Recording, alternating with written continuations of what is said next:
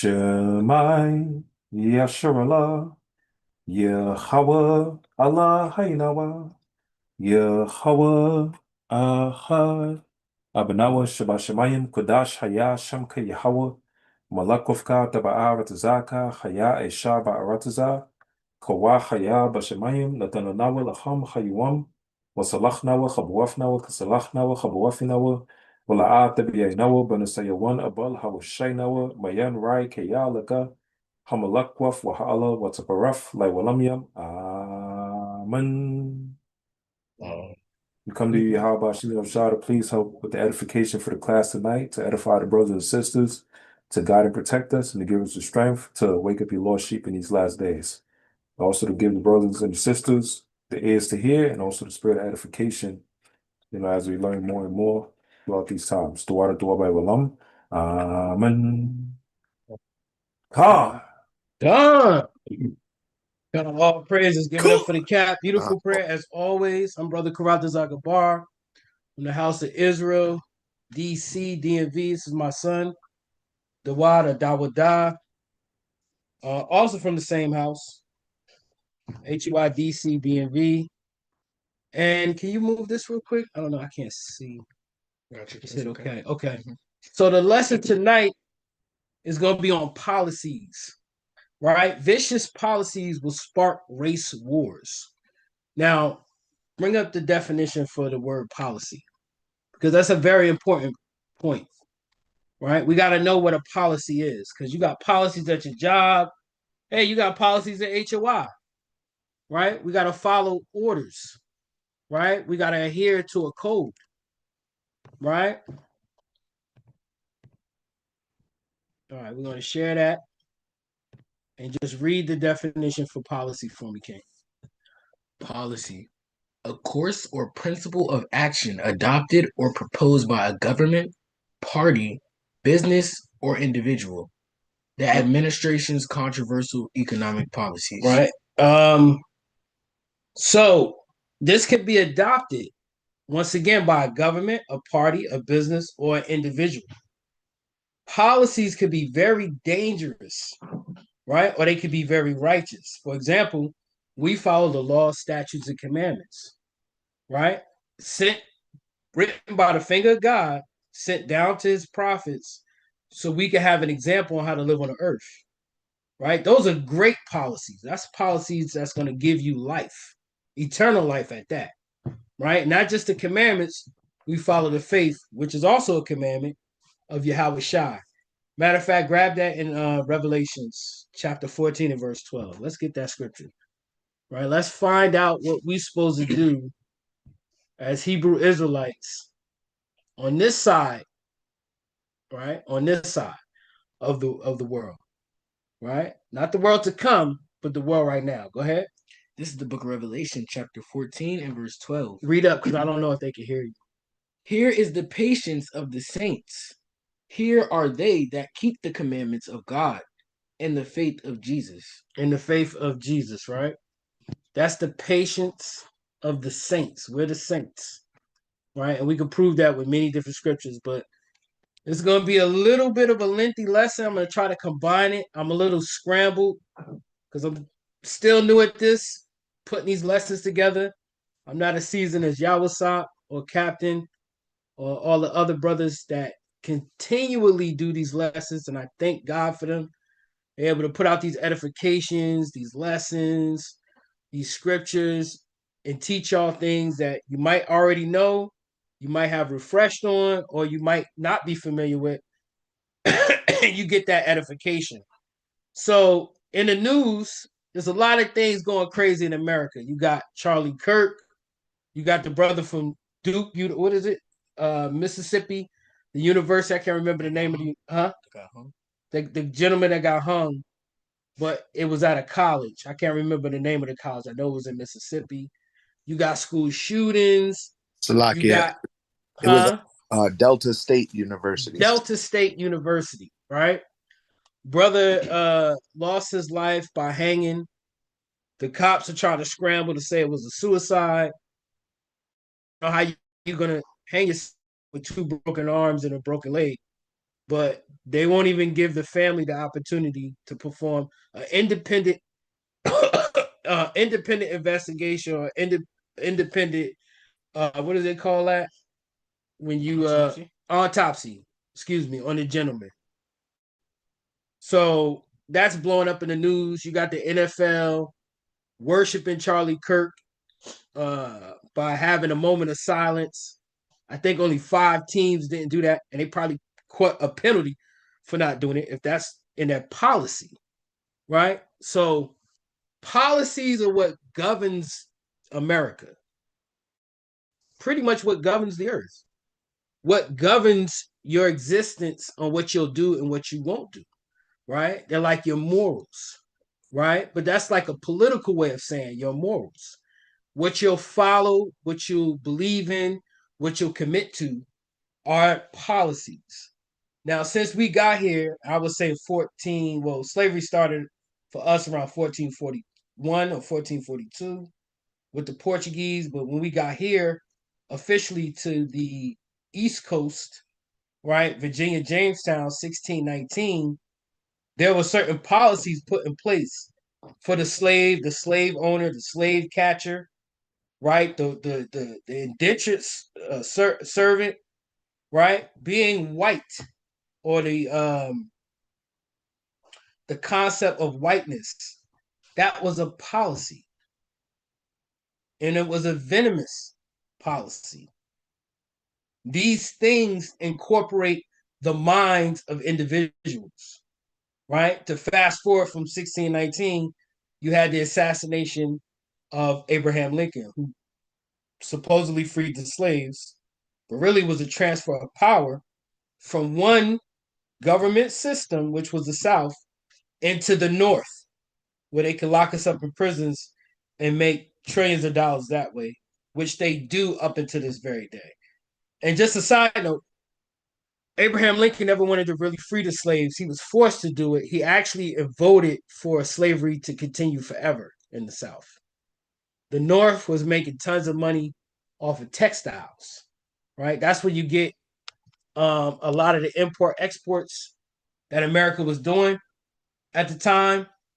The South was very powerful, and they were afraid of the South gaining too much power.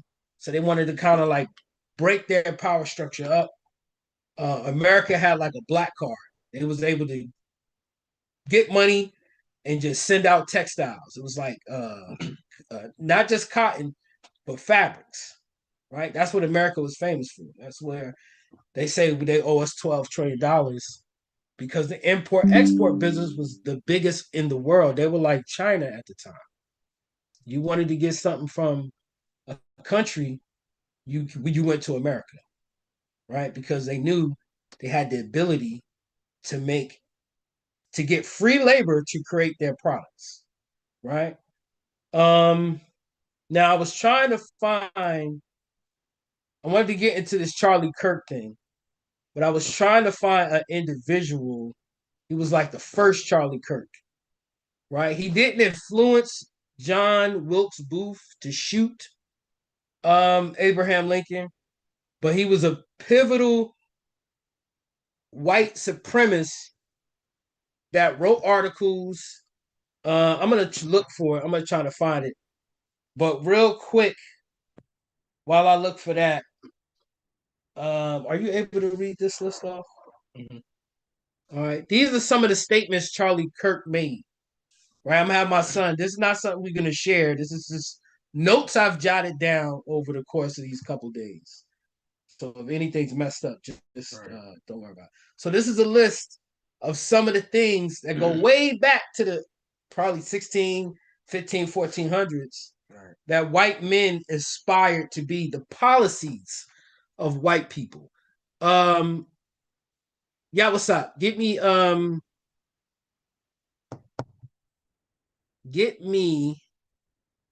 John 10 and 10 real quick. Get me John 10 and 10. Because God outlays the policies of Esau, which we know is the white man. Right? He has a certain attribute that he holds to, right? we're going to get two of them real quick. So give me that John 10 and 10. We're going to go to Hebrews 12 and I believe 16. Hold that. I'm going to keep looking for this while he reads those two scriptures. Khan. This is the book of John, chapter 10 and verse 10. The And when you thief have cometh it, not. Salakia, when you have it, say Khan. Khan. Go ahead, King. Khan. The book of John, chapter 10 and verse 10. The thief cometh not but for to steal and to kill and to destroy. And that's what Salakia, and that's good right there.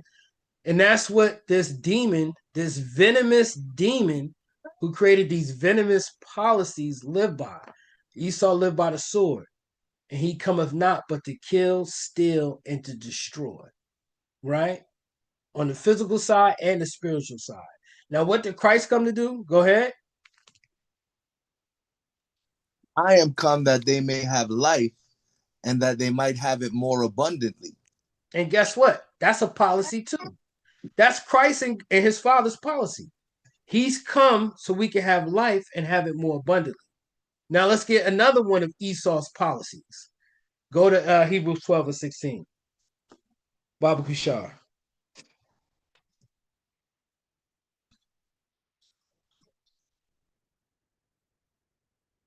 Mm-hmm. Khan. This is the book of Hebrews, chapter 12 and 16. When everybody has it, please say Khan.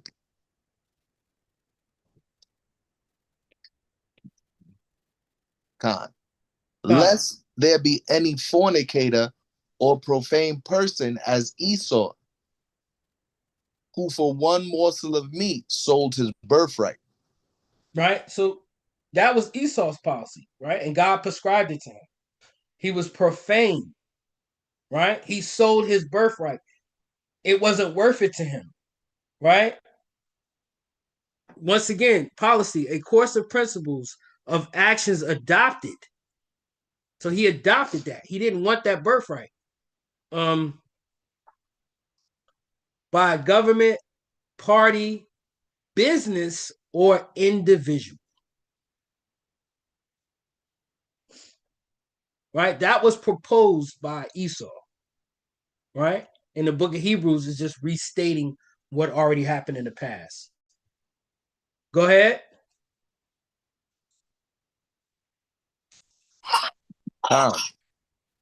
For ye know that afterward, when he would have inherited the blessing, he was rejected, for he found no place of repentance, though he sought it carefully with tears. And that was the Most High's policy. You reject me, I'm going to reject you. There's no mercy in that. Right? Now, before we get into Kirk, right? The Merc, right? He went from a Mark to a Merc, getting murked. And by the way, I didn't really know the dude. I didn't really follow the dude like that. I don't necessarily cheer for this dude getting murked out. He was, in my opinion, right, and probably in the Most High's opinion, he was a wicked Edomite because he wanted to see the destruction or call for the destruction or put it in the minds of the people to have that be a policy that we are nothing, we're ignorant, we're dumb, we're lazy, conniving, shiftless Negroes who just want to check or who want to be on welfare or be some type of welfare queen or king or something like that. So I don't care whether or not he passed away, died, got shot, got dropped out of a plane, exploded into a damn million pieces. I don't lose no sleep. I can care less. He's a talking point, right? Esau made him into a symbol for their rhetoric and their ideology and their policies, their venomous policies. But at the end of the day, he's a good talking point for us Hebrew Israelites to bring more brothers and sisters into the truth. Because now we're seeing the divide happening in the Christian church with young black African Americans. You see Hispanic Americans getting involved into this story. So this could be a good talking point to bring them into the fold of these scriptures and of their heritage. That's all he is. Outside of that, it doesn't really matter to me. Right? He could have lived. He could have died. He did die. You know, praise Yah. Right? The Most High gets his way. You understand? And real quick, give me Deuteronomy 32 and verse 39. Right? And we do. I don't see nothing like brothers and sisters online saying, oh, you shouldn't celebrate. You shouldn't celebrate. Why not? Why not? The Bible tells you should celebrate the fall of the wicked. And we're going to get that. We're going to expound on that. Right? The Most High does the killing on the earth. And you give me Amos chapter 3 and you know what I want. Right? I think it's 3 and 5. Mm-hmm. Is there evil in the city? Mm-hmm. You got that, Yawasop? Khan. The book of Deuteronomy, chapter 32 and verse 39. And when everybody has it, please say Khan. Khan. See now that I, even I, am he, and there is no God with me. I kill and I make alive. Who kills? I kill and I make alive. So Yahweh is the one who's doing the killing on the earth. And he's the one who allows your baby to stay alive. If you get into a car crash, if you get sick, the Most High is the one allowing you to live through that. Go ahead. I kill and I make alive. I wound and I heal. Neither is there any that can deliver out of my hand. So nobody could save Charlie Kirk. And all praises to the Most High. By Hashem Mashiach Yahushua. Nobody could save him from that. If you perish, who perished being innocent? Not that I paid attention to his rhetoric. Who cares what he was saying? To me, in my opinion, majority of white people don't like us. Even the ones at your job, the ones you call your friends, the ones that's in your family, they really don't like you. They'll trade you up. We'll see in time, but they'll trade you up to the government real quick. Oh, it's a Hebrew Israelite in my family. I know where he lives. I thought that was your cousin. That's just a nigga to me. Right? And that's my opinion. Right? Because I know certain Hebrew Israelites have white people in their family. Oh, you wrong about that, Karatazar. You wrong. They'll be cleavers. They'll help me if I'm in trouble. Well, we'll see. Right? We'll see. Get that for me in Amos 6. This is the book of Amos. And y'all will start real quick. Give me Psalms 18 and 40. Right? Psalms 18 and 40. Go ahead. This is the book of Amos, chapter 3 and verse 6. Wait, when everybody has to say Khan. Whenever say has to say Khan. Everybody has to say Khan. Khan, bring it out. Shall a trumpet be blown in the city? Shall a trumpet be blown in a city? Shall a warning alarm go off? Go ahead. And the people not be afraid. And the people not be afraid. Go ahead. Shall there be evil in the city? Shall there be evil happening in a city? And the Lord have not done it. So the Lord took you out, Charlie. It's just that simple. And the Lord allowed that young man that got hung, the Lord allowed that too. Right? Two different spectrums for two different reasons. He wanted our people to wake the hell up and get the hell away from Esau. And he wanted to send a message to Esau, watch your damn mouth. To Charlie Kirk and his followers and his family. Watch your mouth. Because it could cost you your life, as we're going to read about. Give me that Amos. And you give me Sirach 27. No, I'm sorry. I'm sorry, y'all. You want Psalms 840? Yeah. All praise to the Most High. The book of Psalms, chapter 18 and verse 40. And when everybody has it, please say Khan. And if I'm going too fast for y'all, let me know. No, you good, King. Khan. The book of Psalms, chapter 18 and verse 40. Thou hast also given me the necks. The what? The necks. So God gave the necks Last I heard, Charlie Kirk got hit in the neck. Go ahead. Thou hast also given me the necks of mine enemies, that I might destroy them that hate me. That what? That That I he might might what? that I might destroy them that hate me. So the Most High gave us Charlie's neck. Because if you hate the Most High's people, guess what? You hate him. And in all fairness, he hates you. Right? Read that. This is the book of Sirach, chapter 25 and verse 7. And when everybody has it, say come. Speak up. The book of Sirach, chapter 25 and verse 7. When everybody has it, say calm.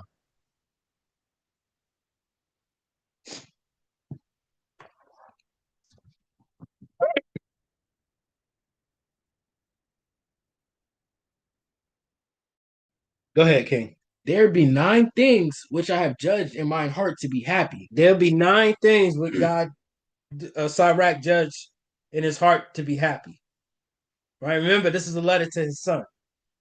Right? It's not the Most High speaking. Go ahead. And the 10th I will utter with my tongue. And the 10th he's going to utter with his tongue. A man that have joy of his children. A man that has joy of his children. I'm very happy for my kids, especially this young man right here. Go ahead. And he that liveth to see the fall of his enemies. And he that liveth to see the fall of his enemies. So what are you talking about? We shouldn't be happy. Now, it might not be wise to get on the internet while you're at work, jumping around the cubicle, screaming they got Charlie Kirk, kicking stuff over. That might not be wise. But there's nothing wrong with being joyful when your enemy falls. How you do it, that's up to you. I ain't got no judgment on that. But don't be a scared, fraidy cat Negro and you shouting and screaming and then somebody's attacking you. You better be ready for the smoke. Because Esau got smoke. And I ain't saying, oh, don't do it. I'm just saying that's when you could be wise as a serpent and innocent as a dove. If you want to be a go hard, be a go hard. But just know everything has a consequence. And don't be afraid of the consequence. Give me Psalms 52. And I believe start at verse 5. I believe. Huh? He already got 18 and 40. Yeah, he read that already. Yeah, he read that, King. He read that. 52 and 8. Yeah. Con, this is the book of Psalms, chapter 52 and verse 8. And when everybody has it, please No, stay calm. start at verse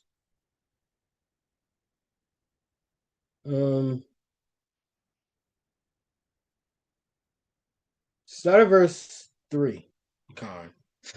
Everybody has it, please say con. Call the address again. The book of Psalms, chapter 52 and verse 3. Bring it out. Con. Thou lovest evil more than good, and lying rather than to speak righteousness. Salah. Keep going. Yeah. God, read that again. Salakia. Thou lovest evil more than good. Right? So certain men on this earth love evil more than good. Go ahead. And lying rather than to speak righteousness. And lying rather than to speak righteousness. A lot of the stuff that came out of Charlie Kirk's mouth and a lot of these white supremacists are lies, made up facts. Alternative facts is what they call it in the media. Right? Oh, slavery wasn't that bad. Right? Why are you asking for reparations? What do you none of y'all are slaves. We're slaves now to this very day. We're in our captivity under you oppressive, wicked devils to this very day. Nothing's changed. There are more Hispanics, Native Americans, and so-called African Americans locked up in this penitentiary system than there were people incarcerated in the slave chains. Millions or more. To the point where they have a school to prison pipeline system set up. Well, if they don't see you being a productive citizen, somebody they can use for physical and mental wealth, then they got a plan for you. You YNs, the white man has a plan for you. Go ahead. Thou lovest all devouring words. You love to devour with your words, to say what is it? DEI and Shalom. Hey, what's going on, Elder Torah? Yabashim Yashab Barakatah. You love these devouring words. Go ahead. Oh, thou deceitful No, tongue. Salakia. Go ahead, Elder. No, I'm just saying shalom, huh? Oh, okay. Shalom. Go ahead, King. Oh, thou deceitful tongue. Oh, you deceitful tongue. Right? Because you lie to get your base riled up. Right? The DEI didn't go to a lot of so-called African Americans, Hispanics, and Native Americans. It went to white women. Affirmative action supported white women. Right? And trans. Right? I'm not gonna, as a black man, you shouldn't have to put on a dress to get into a Fortune 500 company. But I've met men who literally said they got a cousin, true story. I got a cousin, not me, but the young man I'm talking to, who was 6'5" and couldn't get a job until he became effeminate and started wearing a dress. And then everybody wanted to hire. Go ahead. God shall likewise destroy thee forever. Right? He shall take thee away and pluck thee out of thy dwelling place. And God's going to take you away and pluck you out of your dwelling place because of your devouring and destructive words. Go ahead. And root thee out of the land of the living. And root you out of the land of the living. Bye-bye, Charlie. Go ahead. Salam. The righteous also shall see and fear. And we're going to see when this destruction happens, all these people saying, don't laugh, don't make fun. We're going to see what God is going to do to them who got a wide mouth. Matter of fact, Yawasop, before you finish that, I'm going to let you finish it, but grab me Isaiah 57 and verse 4. Read that. And shall laugh at him. And shall what? And shall laugh at him. So what are you talking about we can't laugh? What are you talking about we can't make fun? What are you talking? That's scripture. Read it again. The righteous also shall see and fear. And we're going to fear because that bullet went through his neck. Look, I had to step back. Dang. That came out of nowhere. It looked like gelatin red jello coming out of his neck. That blood was still plasmatized in his body and just got introduced to the atmosphere. Go ahead. And shall laugh at him. And shall what? And shall laugh at him. So what are you talking about? You don't have a problem with the Hebrew Israelites. You don't have a problem with certain African American Hispanic individuals online laughing. You got a problem with the Most High God. Most High God said, we're going to laugh at you. Go ahead. Lo, this is the man that made not God his strength. There it is. Go ahead.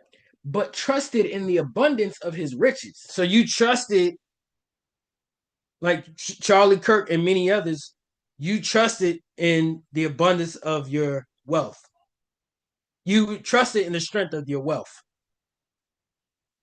You thought that's what's going to save you. Oh, I can hire guards and bulletproof armored cars and live somewhere far out so nobody can get to me behind gated communities.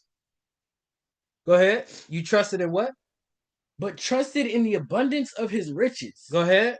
And strengthened himself in his weakness. And you strengthen yourself in your weakness. Drop that. Go ahead, Yawasop. You got that scripture?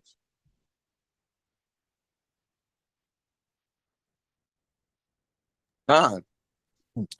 The book of Isaiah, chapter 57 and verse 4. And when everybody has it, please say Khan. Before you read that, Kat, can you bring up the picture of it's a Google shot of Richard Nixon. Let me end it so we can read it. Are we sharing? He can't share it. He has to. Yeah. All right. Do you know how you can share it, right? Cap. Yeah, Salakia, we could both share it, but I'm gonna find Okay. the picture right Okay. now. Yeah. If you can grab that Nixon, it says all of them say AI overview, but it'll say Richard Nixon at the beginning. Go ahead, y'all. Stop. Bring that out. I found it. Con, Time. Before you share, let him bring that out. con. God, the book of Isaiah, chapter 57 and verse 4. Against whom do ye sport yourselves? Against whom make ye a wide mouth? Against who are you sporting yourself? Against who are you making a wide mouth? Because ultimately you're talking to the Most High, right? The people you are offending, guess what? This is a Hebrew Israelite, everybody's family. Hebrew Israelites got mothers, cousins, brothers, aunties, sisters that might not be the truth, but they're gonna pray against you for offending their mother, who might not be the truth. You're offending their sister. You're offending their cousin, their family members, their people. Go ahead. 9. Against whom make ye a wide mouth and draw out the tongue? Are ye not children of transgression, a seed of falsehood? But y'all will see the falsehood. Now I know this is mainly talking about Israel, but it can be applied to Gentiles too. And excuse me if it's going in and out blurry. I got to start relaxing and stay in one spot. But it can be applied to you Gentiles as well, right? Can you share that with that Richard Nixon? I want to go into this real quick. Venomous policies. Here's another example of a venomous policy, right? Richard Nixon had a big beef with certain black activists, right? COINTELPRO. That was a policy that the government adopted, individual people in the government, and eventually the entire government, because they backed Richard Nixon to put our leaders in jail, murdered, right? Or push them out the country, or frame them and ostracize them and blame them for events that didn't happen. Just like they tried to do one year with the Hebrew Israelites. Said we shot up a Jewish store in New Jersey or wherever the hell that was. Right? But look what happened to Richard Nixon. Right? Look what happened to the head of the FBI. They can't even find damn Jimmy Hoffa. After all that, your career's ruined and you can't even find the damn body of Jimmy damn Hoffa. Most High don't like you drawing out the tongue. Most High don't like you making a wide mouth. And when he plucks you off the earth, we're going to laugh about it. All right, who wants And to read also, that? You want brother, to read and that? also, remember J. Edgar Hoover was also part of that. The head of the FBI, J. Edgar Hoover. As you breaking down when it says fear of a black messenger, that was J. Edgar Hoover's mindset too, along with Yeah, Nixon. But you look at the Panthers, all they was really doing, in a sense, is protecting their community and feeding young kids. That's where the school program started. The lunch program started from them, really, feeding that's the right. young kids in the schools. You see what I'm saying? And giving them an awareness of black pride. Right. That's all they was doing.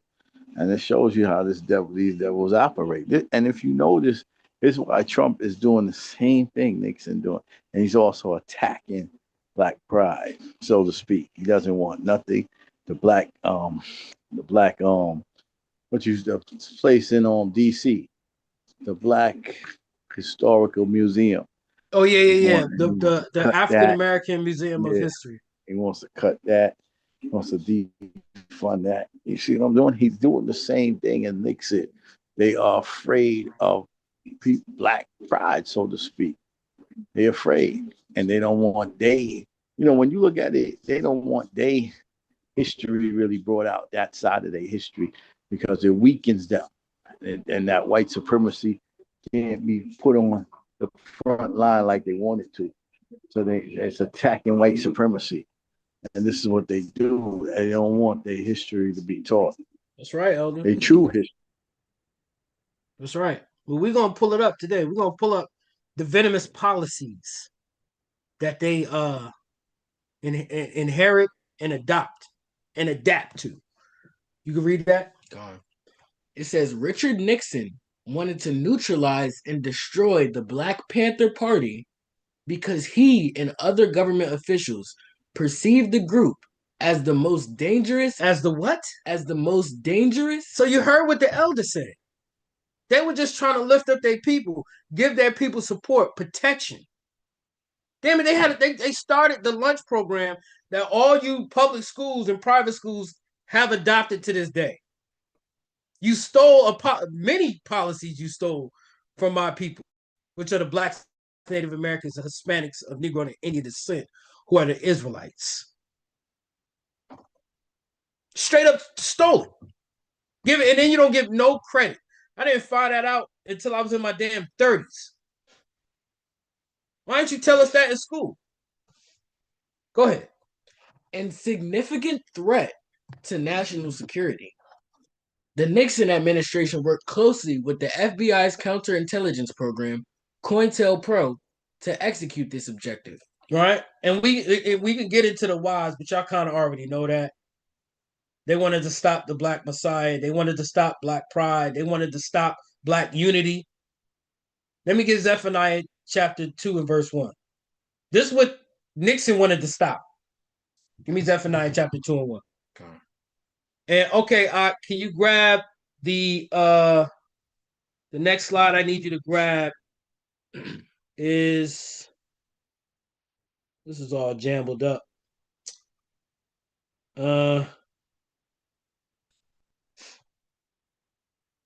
All right, there's one, you see a picture of Martin Luther King. It's called no, that's not the Kerner report. And then there's a picture of who's this president? Who's this devil? That's Who took Richard Nixon's place? It's a picture of a white frowning devil. I can't remember this president's name. Was it Jimmy Carter? Yeah, Carter. The picture of Jimmy Carter, and it says the Kerner report. So I need both those images. You could do the picture of Jimmy Carter first, and then we'll jump in to find out what the Kerner report was about. Read that. This is the book of Zephaniah. This is the book of Zephaniah, chapter 2 and verse 1. And when everyone has it, please say Khan. When everybody has it, please say Khan. This is why we read this. You can find many camps on the Sabbath day bringing out this scripture. Many camps. Right? It says, gather yourselves together. Yea, gather together, O nation not desired. This is what it looks like, King. I don't know if you can see that. Jeez. It's all blurry. Oh, okay. Yeah, it says the Kerner report. It's like a yellowish background with red letters. Read that again. It says, gather yourselves together. Yea, gather together, O nation not desired. Gather yourselves together. Yea, gather together, O nation not desired. That's what Nixon wanted to stop. Just like the elder eloquently and beautifully brought out, they started the breakfast program, right? I'm sorry, the lunch program, and possibly the breakfast program too. Because this was a location where poor, oppressed people can go to get fed, to get educated, to get protected. And Nixon had to stop that. We can't have this. You Negroes will not be nourishing the next Black Messiah. That's not going to happen on my watch. And Trump is the same way too. So here we go. The Kerner report.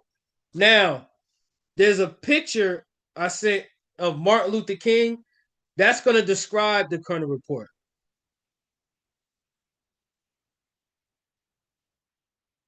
Keep going. It'll be like a small picture to the upper right. And Salaki, y'all couldn't email these images to myself. So Cap is doing the best he can to show. Oh, move that. You're going too far. I think you gotta go backwards. From the picture of the Kerner Report, go the other way. Okay. Let me see. You said the one with Martin Luther King and everything? Yeah, it's like in the upper right-hand corner.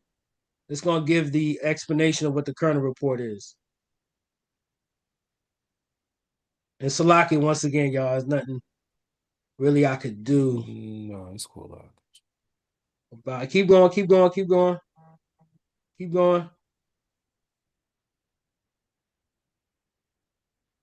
keep going. Yep. Oh, this one. Read that. It says Baba Kushar.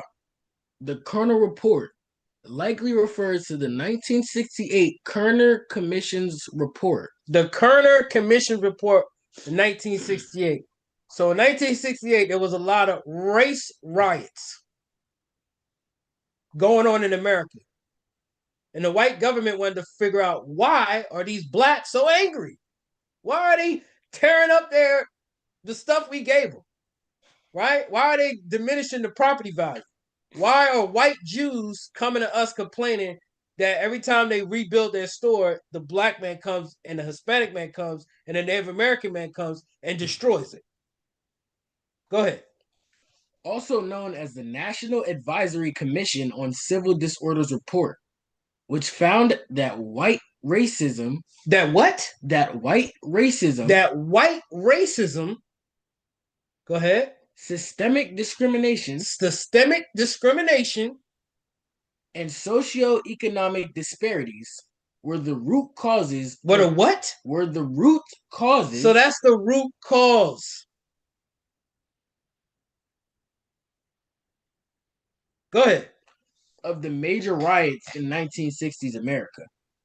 The report famously concluded that our nation is moving toward two societies, one black, one white, separate and unequal. Separate and what? Separate and unequal. So they were right. I was on Clubhouse the other day. A so-called African American gentleman who's a Christian said there's no more redlining. Everybody's equal. Everybody could do what everybody wants to do. That's false. I don't know the name of the woman, and it doesn't matter. But the woman that Trump calls Pocahontas, she's over HUD. She files the reports for the banking institution, and she found that there's more redlining in 2023. Right now we're in 25, but there's more redlining and more segregation than ever before in America. Than ever before. Blacks, so-called blacks, Native Americans, and Hispanics who work in government can't afford these $1 million, $2 million houses. Now we can get into the nuances of that, right? But how are you going to upgrade your home when you're bailing your son out, when you're putting your home up for bail? How are you going to build wealth when you're trying to figure out how to pay for a funeral? How are you going to pull out equity from a property that's on a block with heavy drug traffic? And your mother's house is the damn trap house. Just so they could survive.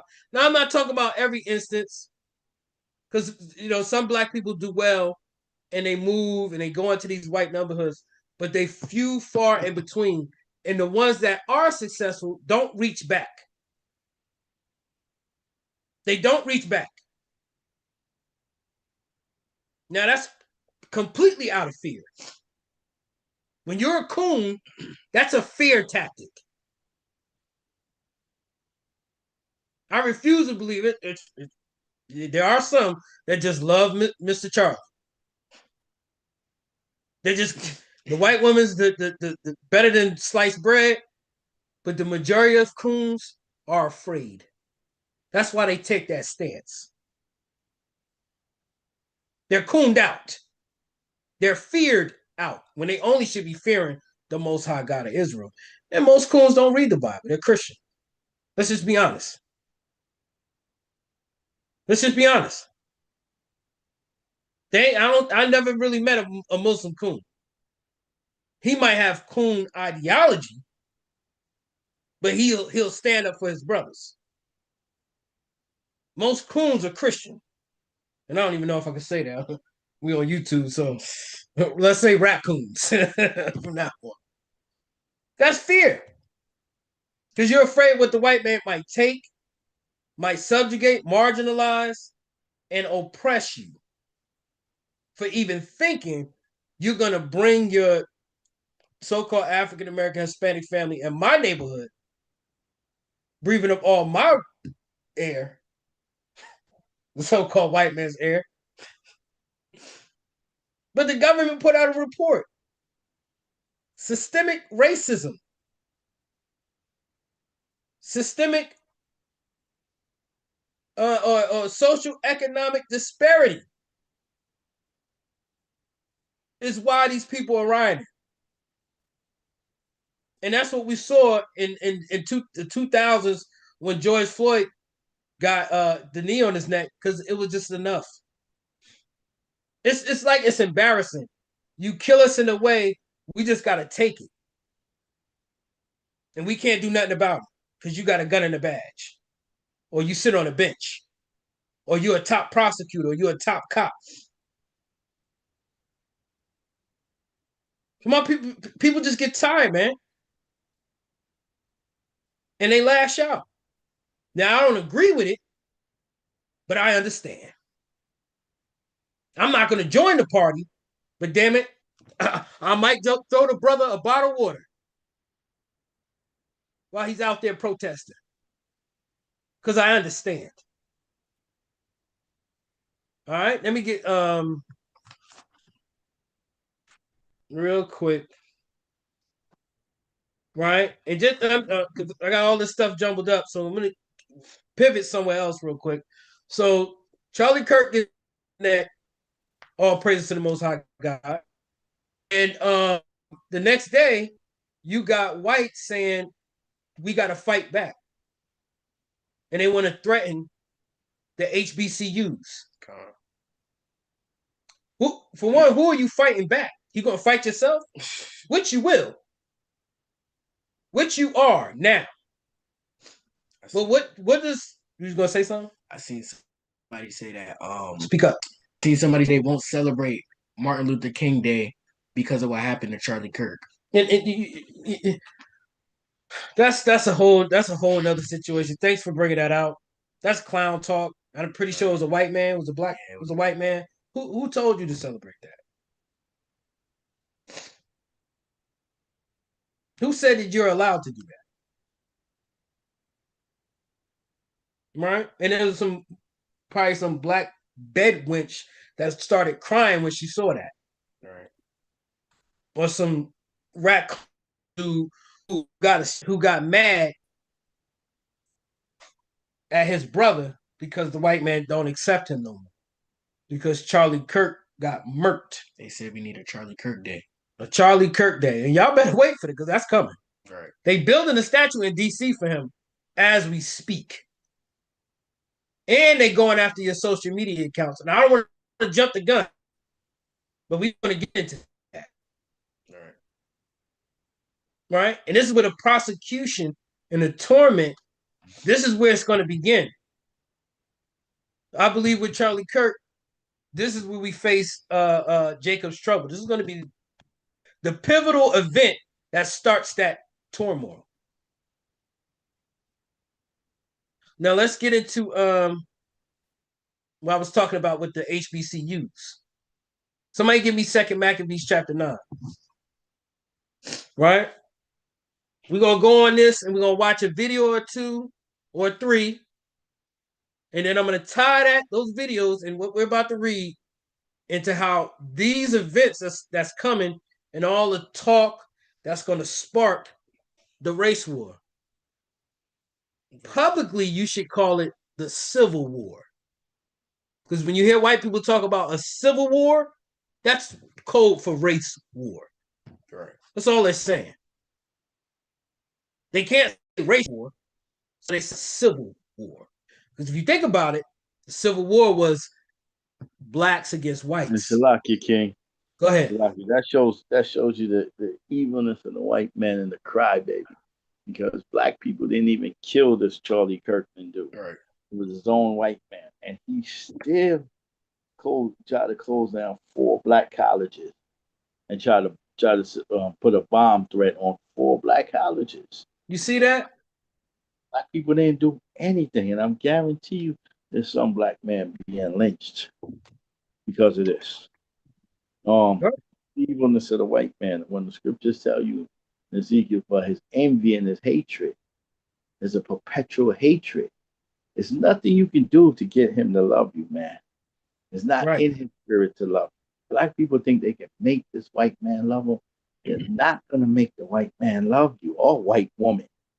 We always say white man, white woman too, but she's just as evil, sometimes even worse. You're not going to make them love you, man. It's just what it is. That's right, Elder. That's damn right. Yeah, what's up? I'm gonna tell you the precepts. We're gonna read the majority of this chapter. All right, not too. We ain't gonna read like all the way down to the end, but we just want to get the context, make my point, and we're gonna get to this video. And I just need you to precept for me. I'm gonna show you the precepts while he reads. Second Maccabees chapter 9, starting at verse 1. Book of Second Maccabees, chapter 9, and starting at verse 1. Now, I just wanted to, when bringing up this chapter so y'all can understand that concept of white people wanting to attack us for something we didn't do, that's throughout history. Centuries. It was inherited in his blood. He's supposed to do that. You know why? Because we're his familiar enemy. Right. We've been fighting since the womb. So says the Bible. So when you have a familiar enemy, no matter what happens, you blame that enemy. They could have been on damn vacation in Singapore. My house burned down. It was that nigga family. They burned my house down before they went to that trip in Singapore, or they hired somebody to do it. The fire chief comes over. No, it was an electrical short. No, they caused the electrical short. It don't matter. You're his familiar enemy. He's familiar with picking on you, for blaming you, oppressing you, barring you, destroying you. That's what he loves to do.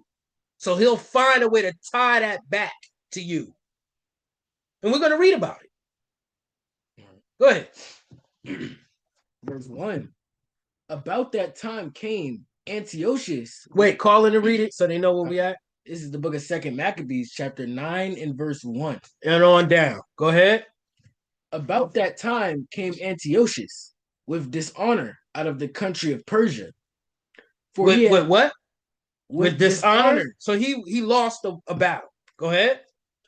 For he had entered the city called Persepolis and went about to rob the temple and to hold the city, whereupon the multitude running to defend themselves with their weapons put them to flight. All right, so this is a white man attacking a Persian city. He lost, and it's just describing what happened. They came out to fight him, and they put his behind a flight. He ran away. Go ahead. And so it happened that Antiochus, being put to flight of the inhabitants, returned with shame. What verse you in? Verse 3, starting verse 3. Go ahead. Now when he came to Ecbatane, Ecbatane, news was brought him what had happened unto Nicanor and Timotheus. Right? Because Nicanor got his head chopped off for doing what we read about in Isaiah 47 and verse 4. He spoke against the priests of the Lord. And the hammer, Maccabeus, chased him down and all his troops and took his head. Go ahead. Then, swelling with anger, he thought to avenge upon the Jews. He thought what? To avenge upon the Jews. What did we do? What did we do? You lost the war. You got sent to flight. You got your behind beat. And because you got your behind beat, because your idol got his neck shot off, now you want to come mess with us. The Most High got something for y'all. Go ahead. To avenge upon the Jews the disgrace done unto him by those that made him flee. Therefore commanded he his chariot man to drive without ceasing. To do what? To drive without ceasing. No. We want to fight. Fight, white man, fight. Fight, white man, fight. You're not gonna replace us. We're gonna take our country back. Go ahead. And to dispatch the journey, the judgment of God now following him. For he had spoken proudly in this sort, that he would come to Jerusalem. Salaka, what verse you in? Salaka, I wasn't. Verse 4. All right, you still in 4? Yeah, at the end. Verse 4. All right, go ahead. For he had spoken proudly in this sort, that he would come to Jerusalem and make it a common burying place. What? And make it a common burying place of the Jews. Right? Read verse 5. But the Lord Almighty, the God of Israel, smote him. He did what? Smote him. Stop right there. Y'all, what's up? Give me Job 5:1.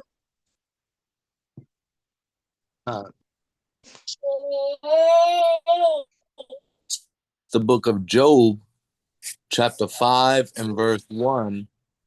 When everybody has it, please say Khan. Excuse me, you're going to read down to 4. Khan.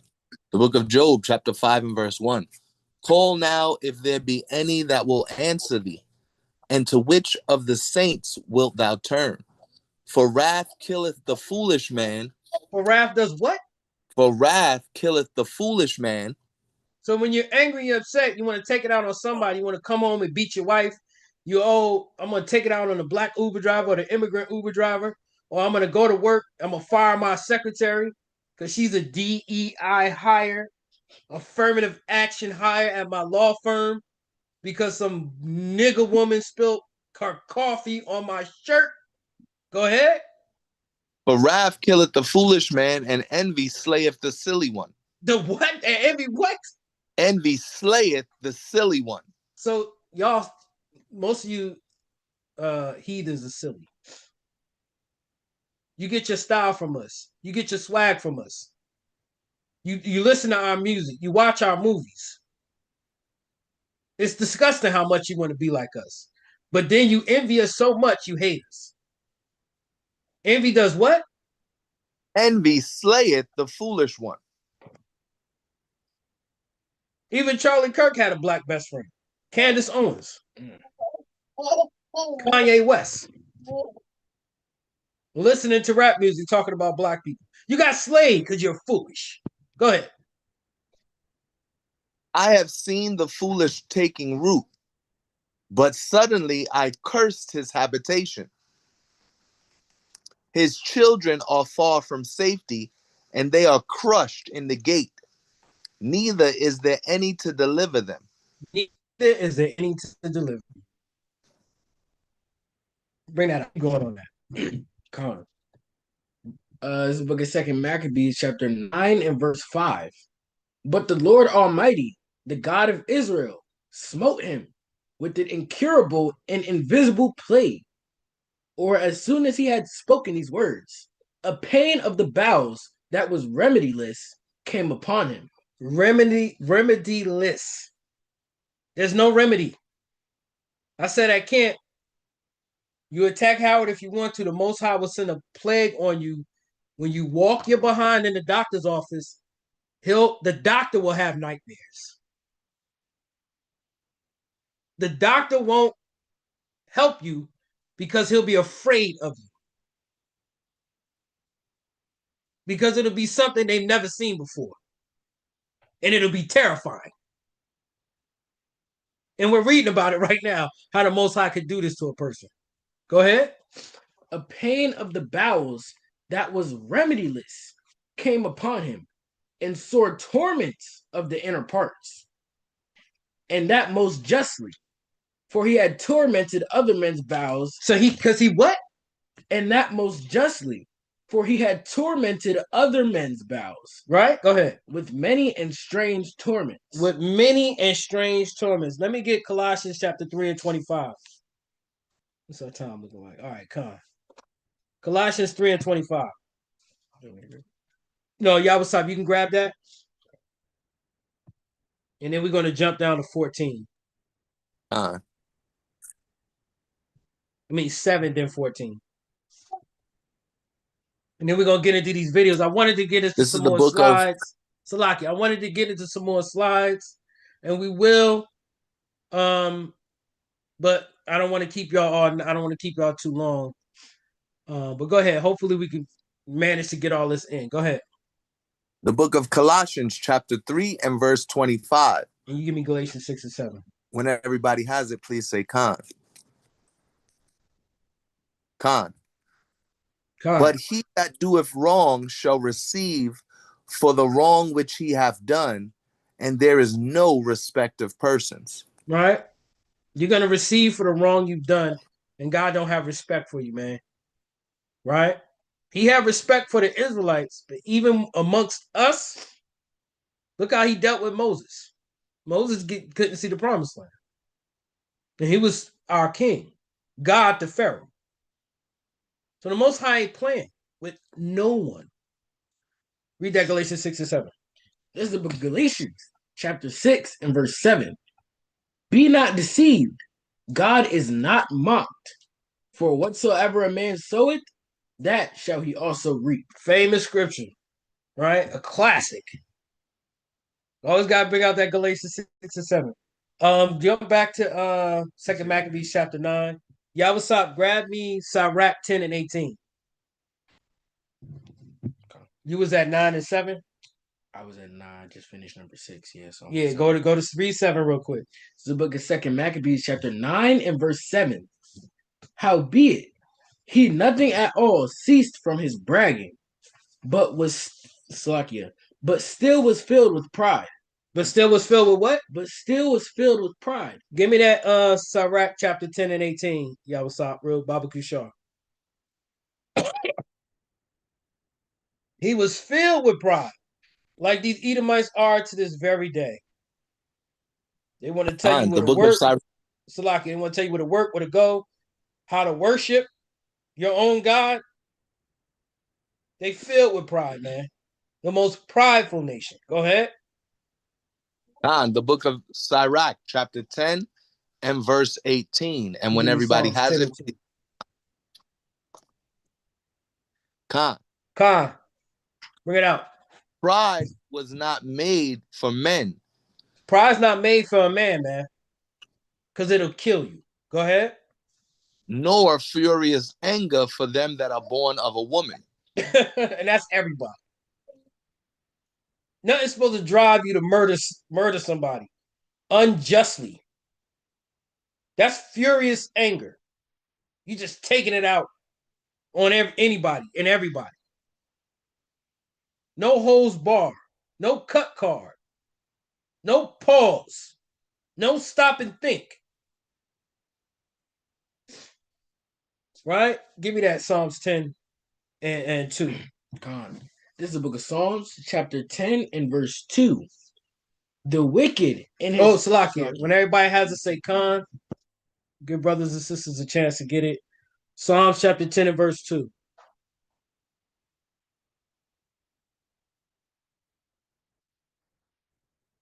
Khan, go ahead. The wicked in his pride doth persecute the poor. He does what? Doth persecute the poor. The wicked in their pride, they persecute the poor, man. You go into any hospital, loan office, educational environment, you're being persecuted. The black and Hispanic woman is the only woman I know when they're not married, they go into they get pregnant by their boyfriend, and the doctor says to them, if I'm lying, sisters, you can tell me. And the doctor says to them, "You sure you want to keep it?" That's the famous line. Some married women get that. You sure you want to keep it? Right? These are the same devils that wanted to sterilize our women, gave the men syphilis. To this very day, they ask that question. You sure you want to keep it? Read. Let them be taken. Let them be what? Let them be taken. And that's what happened to Charlie, man. Right? That's what happened to a lot of these white devils and supremacists, white supremacists, that thought they were just going to do Israel wrong. Right. We know we call them the blacks, Native Americans, and Hispanics. I'm just trying to. They wanted to do Israel wrong, and some of them just didn't even get found. Just gone. Nobody know what happened. Career ruined. Life ruined. Marriage ruined. Children on drugs.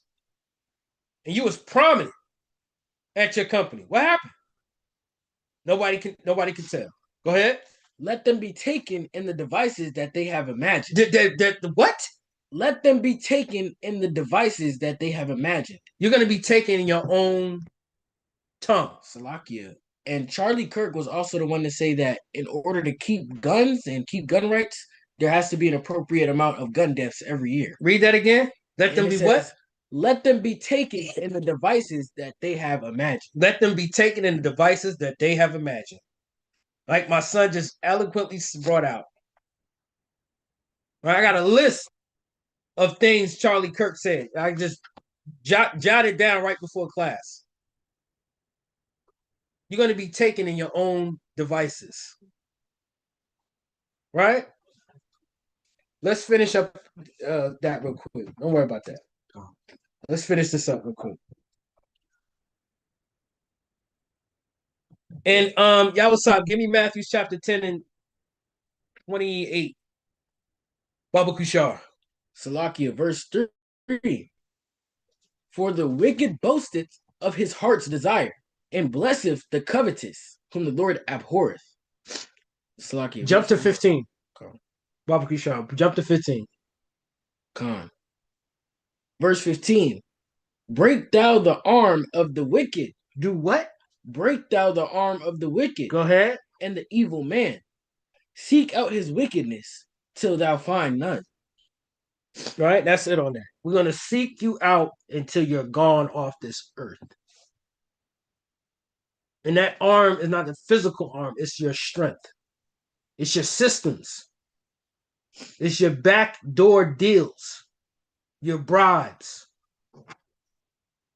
You are trying to align yourself with the so-called African American, Hispanic, and Native American women to go against their men, their children. That's your arm. And us Hebrew Israelites, we're training to break that arm. That's what this is all about. Not to get our people into a damn mansion and drive 7 Bentleys. That's not what this work is for. It's to get our people out of the mindset that they've been trained and grew up in by introducing them to the truth so they could develop into good fruit, not fruit that's set for fire, that's set up to be destroyed.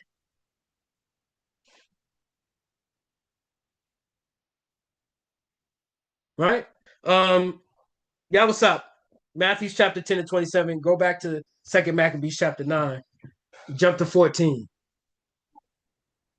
In the book of Matthew, chapter 10 and verse you want 28? 28. And Salakia, 10 and 28. Just to let the people know who to be afraid of. When everybody has it, please say Khan. Matthew chapter 10 and 28. Khan. Fear not them which kill the body, but are not able to kill the soul, but rather fear him which is able to destroy both soul and body in hell. In hell. Right? I know it looks rough. I know we beat down. I know we oppressed, marginalized, subjugated. Our children don't respect us. Our women don't respect us. The damn nations definitely don't respect us. They look down on us every time I have to go into one of their stores, and I'm tired of it. Almost had to yank a damn Arab across the damn counter. He didn't even say nothing. It's how he looked at me. I'm coming into your establishment spending money. What are you eyeballing me for, boy? It's ridiculous.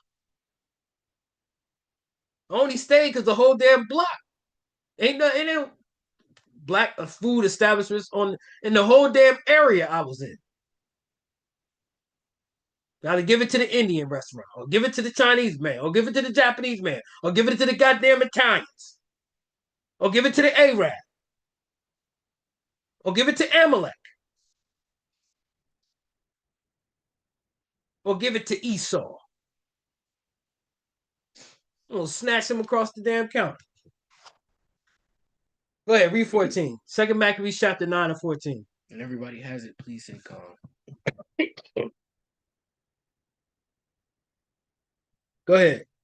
That the holy city to which he was going around in haste to lay it even with the ground and to make it a common burying place, he would set at liberty. And as touching the Jews, whom he had judged not worthy so much as to be buried. Right? And that's in the scripture. That's a curse. Right? They love leaving our bodies out there to be seen. Sandra Bland. Who's the brother? They shot down and they wouldn't even cover him up. Yeah, the incident in the grocery store with the cop. They said the cops ain't ran at him. It don't matter. It's too many names. Right? Castile, Sandra Bland, it's too many. Ahmaud Arbery. It's too many. And now with the brother just getting hung. Right? The brother in Mississippi just got hung. They found another brother hanging. I think the same night or the next day. Go ahead. Who he had judged not worthy so much as to be buried, but to be cast out with their children, to be devoured of the fowls and wild beasts. He would make them all equals to the citizens of Athens. What verse you in? I just finished 15. 15? No, jump all the way down. This will be the last verse, and we're going to get into this video and some more clips. No, I'm going to talk about this internet threat. I want to inform our people on this internet threat. And I hope brothers are able to go back and watch this because this is some good information. Right? I ain't trying to toot my own horn, but this is some good information I'm providing, and it's going to get even better. Read verse Salakia. Salakia. Read verse 28. Colin, this is the book of Second Maccabees, chapter 9 and verse 28. Salakia. No, we could read that again. Colin. No, we ain't gotta read it again. We brought out Sirach 25 and 7. Colin. Go ahead. Thus the murderer and blasphemer, having suffered most grievously, as he entreated other men, so died he a miserable death. He died what? Died he a miserable death. Dang, what happened to Charlie? Died he a miserable death. Go ahead. In a strange country in the mountains. In a strange country in the mountains, right? That's it on that. Let's jump to Cap. I need you again, Cap. I got you, King. It's a screenshot. At the bottom of it, it says, and have their driver's license revoked.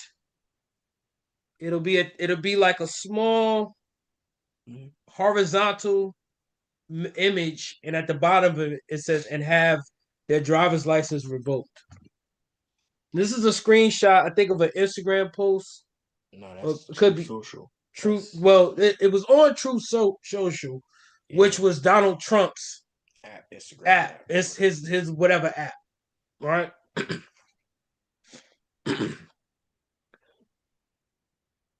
And I You said swear it was that on what? no, it's a screenshot.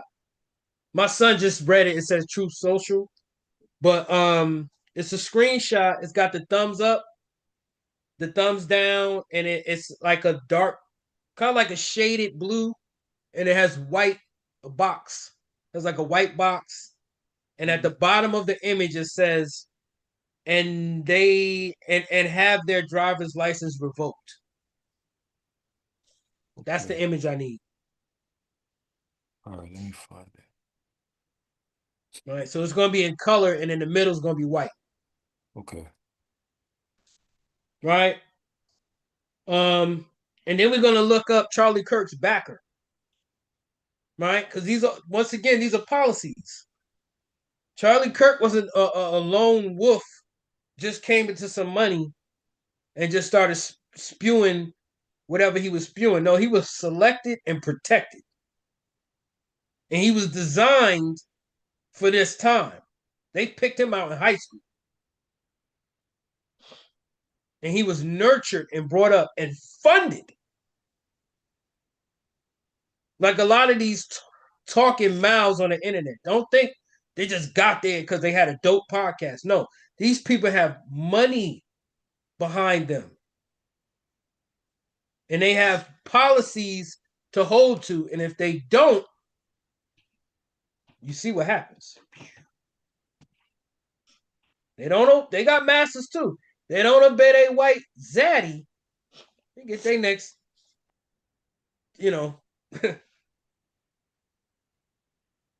right? They get the pink slip. That pink gonna slip out. The damn pink slip. Right? Hey, Salakiak, are you talking about the it's like a Twitter joint with a Yeah. Representative Clay Higgins? Yes. Yes. So I'm Come. going to lean forward in this fight. That's the one you're talking about? Yep. All right. Let me share it right now. So the Republicans have a new plan. Because they top boy got popped, now they want to go after your social media accounts. I need you to blow that up so my Con, I son got can you. read that real quick. Con. Right? So this is their plan, and it's going to be a law. They're not playing. That's good? Yeah, that's good. Con. Yeah. Okay, go ahead. And this is posted by Republican Clay Higgins on True Social. And it says, so I'm going to lean forward in this fight, demanding that big tech have zero tolerance. Have what? Have zero tolerance. There's no more tolerance. Go ahead. For violent political hate content. For violent political hate content. Now you got to ask yourself, are the Israelites putting out violent political hate content? No. We're just and justified in what we're doing.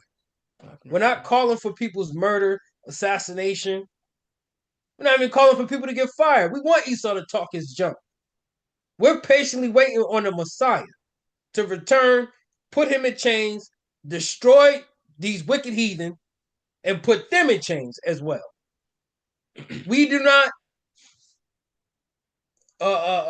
influence, sponsor, want political violence. We could care less. Y'all could blow each other's tops off left and right. We're not going to lose no sleep behind it. We're not going to do it. But we can care less if y'all do it. Y'all can have at it. Keep going. The user to be banned from all platforms forever. For what? The user to be banned from all platforms forever. Just another way for them to set up their agenda, their policies, their venomous policies. Go ahead. I'm also going after their business license. Their what? Their business license. So if you're a Hebrew Israelite and you got a trucking company, you got a nice little business on the side, they're gonna snatch that too. Go ahead. And permitting, their businesses will be blacklisted aggressively. And their businesses, you won't find it on Google. You won't find it on Twitter, Instagram, Facebook, LinkedIn, Pinterest, the damn yellow pages. Not even the damn yellow pages. Unless you send flyers out. The damn flyers on the car. They're gonna come back. They can put his flyers on some cars. Go ahead. They should be kicked from every school. They what? They should be kicked from every school. So now your kids are going to be affected. If you're in college, you're going to be affected. If you're in trade school, you're going to be affected. Nursing school, going to be affected. Trucking school, you're going to be affected for making a post. Go ahead. And their driver's license should be revoked. And their what? And their driver's license should be revoked. Revoked means indefinitely. Right? Who's the late night talk show host? Jimmy Kimmel. Jimmy Kimmel. He's not fired. I want y'all to get this straight. So you got Disney, right, who owns rights to NBC, ABC, all these different federally aired protected shows or public media. And then you have cable. So Jimmy might move his show to cable. So it might not be over for Jimmy. He's not fired. They canceled his show because the guy, I can't remember the guy's name, it might come to me, but the gentleman who's over Questar and all these, who's the guest CEO of, who tells these media companies where they could put their platforms and who they could put on their show, that's Trump's boy. Trump elected him to get into that position. So when Jimmy Kimmel said, I didn't think he said anything wrong. They're starting to set a precedence, a policy, an agenda, so they can make this effective. That's why you're seeing all these firings of people getting fired from teaching positions, from law firm positions. Huh? What happened to freedom of speech? There's no more freedom of speech in America. That actually never existed. Let's just be honest with you.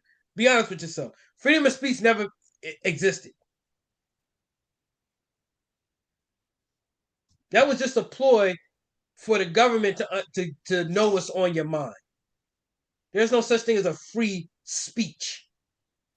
There's consequence speech. There's death speech.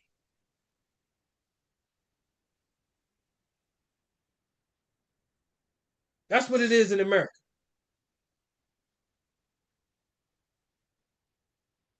All right, that's it on that. Let's get into this video. You could do that.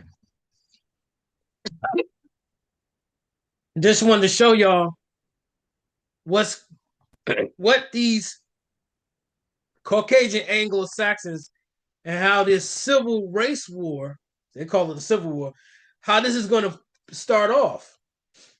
Because the white man's tired of the white man. Now, how we come into play in this, the so-called African Americans and Hispanics are historically known for being on the left wing, for being with the Democrat Party. So when they say they're going to attack, when the Republicans say they're going to attack the Democrats, they talking about our black behinds too. Whether if you're a Hebrew Israelite or not, they see black skin, that's a Democrat.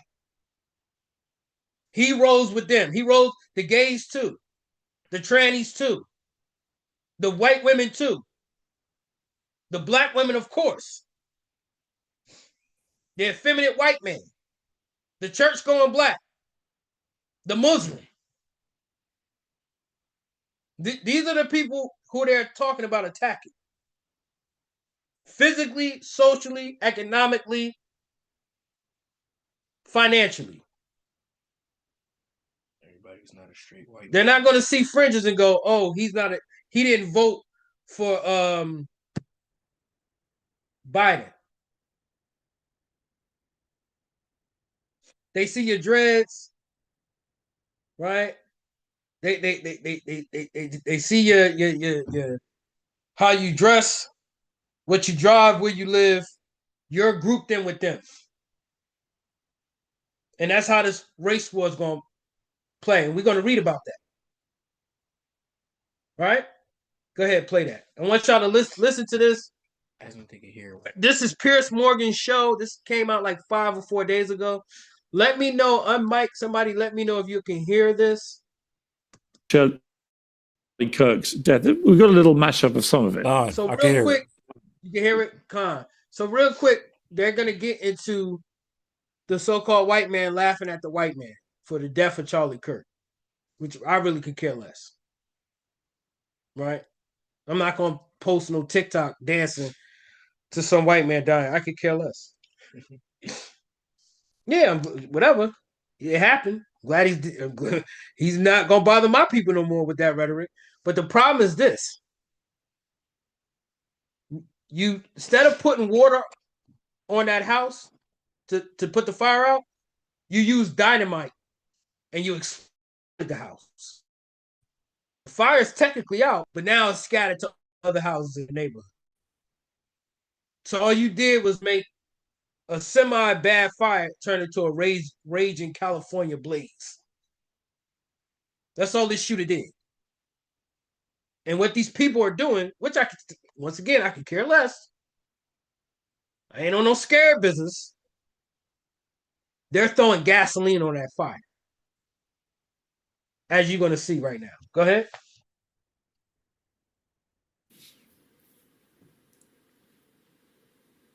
Ding dong, the witch is dead. We think that Charlie Kirk just got shot in the neck. Hey, ooh, ah, ooh. I would say pour one out for Kirky boy, but I don't waste good beer on little bitches. Charlie Kirk just got put down like a fucking dog in Utah, and I could not be happier. Fair use. This is our reactions to this video. Fair use. I will not ever feel bad when bad people get what the fuck they deserve. Fucking stoked right now. You wanna know why I'm so fucking stoked? Fucking yeah!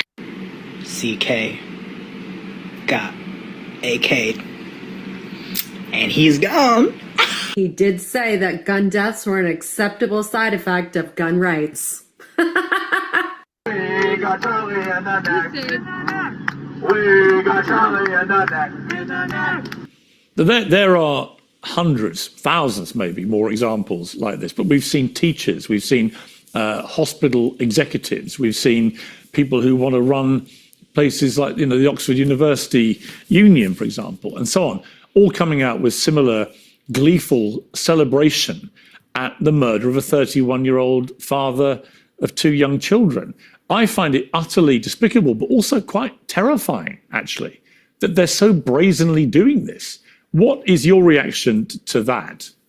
Well, Piers, my reaction is that I think it's reprehensible. And I think it is part of a much wider pattern of behaviour, driven by partly social media, but in particular the hyperpolarisation of American politics, which is part of a big trend of legitimising violence, of making violence an acceptable means of prosecuting your politics. Where I would disagree, possibly with you, possibly with other members of the panel, is that this is somehow just confined to the left, or the idea that this is just happening on the left. Yes, there have been examples of that. We've just seen it just now. I was disgusted at the reaction to what happened with Luigi Manzioni earlier in the year. Very similar sort of phenomenon. Yeah. But let's see where it's happened in other parts of the right. Do you remember what happened with Paul Pelosi, for example? Nancy Pelosi's husband almost killed to death.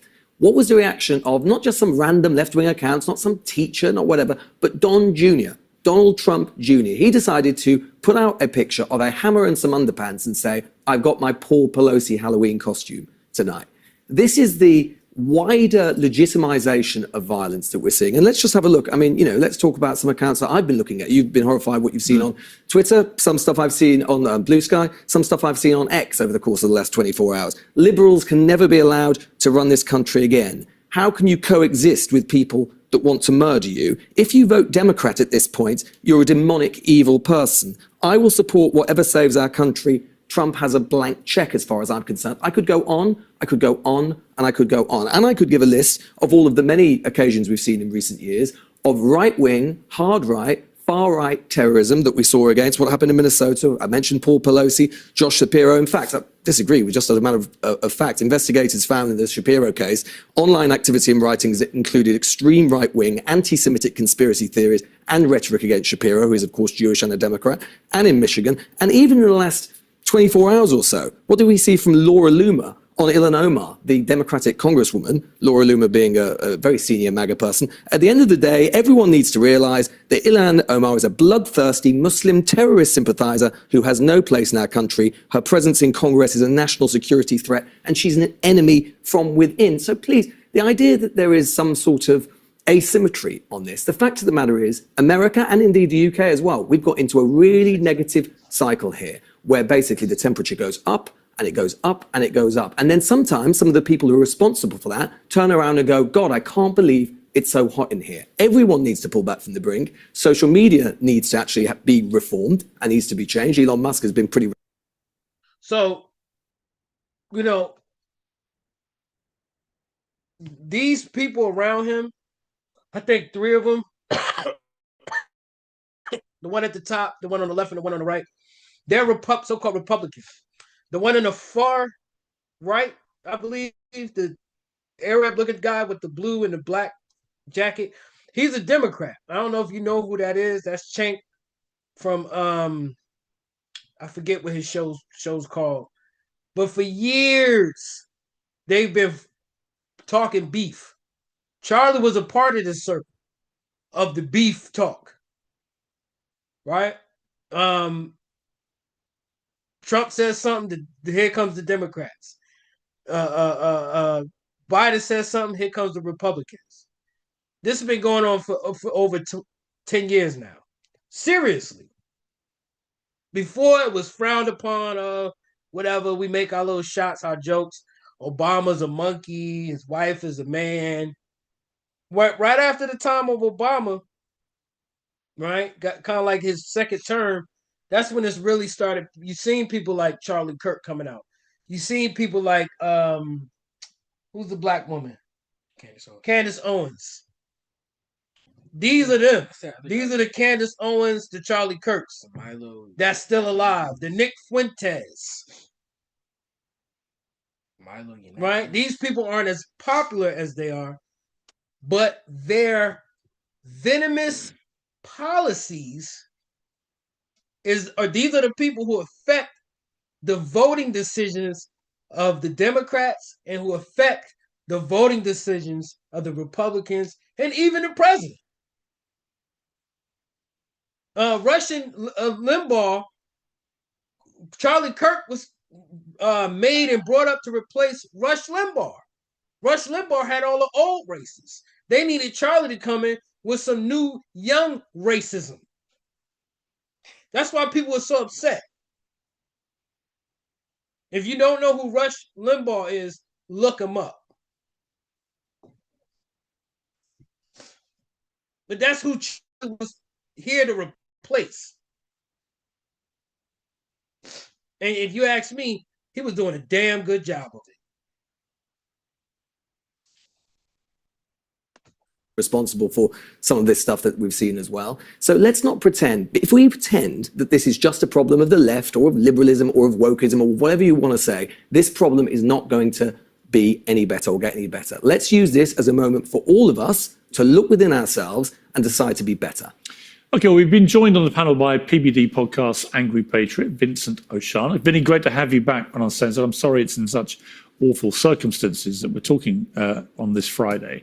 But your response to what Lewis Goodall's just said, that this is a problem on all sides, that political violence has been ratcheting up and that there's a collective issue that needs to be dealt with. Well, Piers, thank you for having me, and hello to everybody on the panel. Piers, I'm sorry, but trying to compare a photo of a Pelosi hammer for a Halloween thing to somebody getting shot in the neck in front of his family at a campus is unbelievable. The fact that you're trying to make the two comparison is absurd, okay? And if we want to, since you're on the left and you have those beliefs, give me something that the left is positive about. Because from what we're seeing, they're pro-abortion, they're pro-celebrating assassination, they're pro-open border. Give me something positive that the left is running on. Because at the end of the day, they're at the Democrats' 35-year low approval rating. And Piers, I have to go a little bit deeper. I have to go, this isn't about left. This isn't about right. Charlie was a proponent. He was a Christian praising Jesus Christ everywhere that he went. And I think that's where we are, Piers. Ephesians chapter 6, verse 12 says, for we not wrestle with flesh and blood, Piers. It's principalities. It's evil. It's dark forces in high places. And it drives me crazy, Piers, that we've got. Oh, Salakia, this dude is on the verge of tears. If y'all think America's going to last another 20, 30 years, you're sadly mistaken. This is a big dog in the Republican Party. Grown man on the verge of tears, ready to get at the other white boy in the other screen, ready to get at him.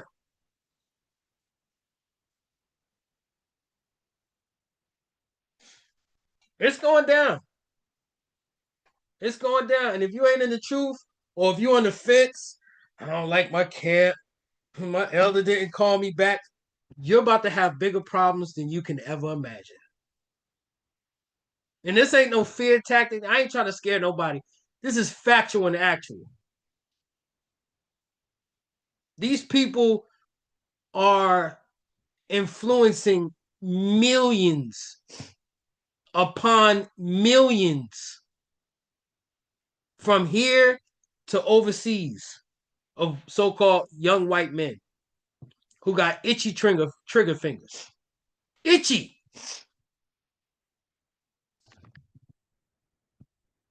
To this point, and when Tim Walz and these people are like, well, I woke up, I wanted to hear bad news, hearing TMZ lying when their freaking people are back there cheering of a murder of a guy that did what, Piers? He went to college campuses, he was peaceful, he just wanted to have a debate, a conversation, and it is the left. Okay, when Joe Biden got diagnosed with colon cancer, who was celebrating? How many thousands of people were out there praying and hoping for this guy to recover? Okay, no, there's something that's captured, Pierre. That image, that montage that you played, did you see the eyes of these people? Yeah. They are captured by something dark and they don't even know it, Piers. That's where we are. And I want to say something, Piers, before I give it back. Charlie was not murdered. He was martyred. And I want to say this in the Bible, and I'm sorry, I never was this guy, Piers, but we're at the tipping point. We are here. We have to understand that it's God or you're on the opposite side. Key word is he said we're at the tipping point. It's God or you're on the other side. Which is white Christ? It's not the black Messiah. Because when you mention to these devils that he's a so-called man of color, it doesn't matter. That's the first, it doesn't matter. Just come be a Republican. Evangelical Christian. And Revelation chapter 6, verse 9, 10 basically says, when a martyr's blood hits the throne of heaven, it turns the vengeance of the king towards the evil ones on earth. So for all the people that want to get mad and do something, stay calm and be easy, because God at the end of the day, Piers, has vengeance on all these people that are spilling innocent blood. Are you really saying that the American right, the Trump right, MAGA, has not got a problem with political violence? Are you comparing us, who, by the way, no, I'm asking for how many years, have 10 years, hold on. Are you comparing the two? Hold on. I'm not saying that the right doesn't get violence, but show me where they're celebrating the murder of a father on a campus. Give it to me. Who celebrate Luigi Mangione, where he's in magazines and girls want to marry him and want to be with him. No, you just have the president of the United States' son. You just have the president of the United States' son tweeting out a picture of a hammer, making fun of a guy who nearly got killed because of a right-wing maniac. Please do not tell me that somehow one side is more morally superior than the other. This is not. And just while we're talking about, excuse me, sir, while we're talking about political violence, what about January the 6th? What about January the 6th, where a MAGA mob decided to try to use violence to overthrow democracy? That is the definition of the legitimization of violence in the political process. How many people? Excuse me, since you're such an American historian, how many people died on January 6th? One, Ashley Babbitt, a fellow United States Air Force, excuse me, let me finish. A United States Air Force veteran got shot subsequently in her freaking neck. Why? Hold on. Why? Because she was unarmed and she was advancing to a hall. Please, I'm 100% with you. I don't condone any.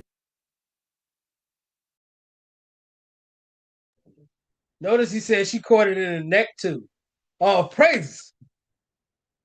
Most High giving us the necks of our enemies, man. She caught it in the neck too. Find out how many people died January 6th. Elder, you were there. How many people died, Elder, when you were there? You still there, Elder?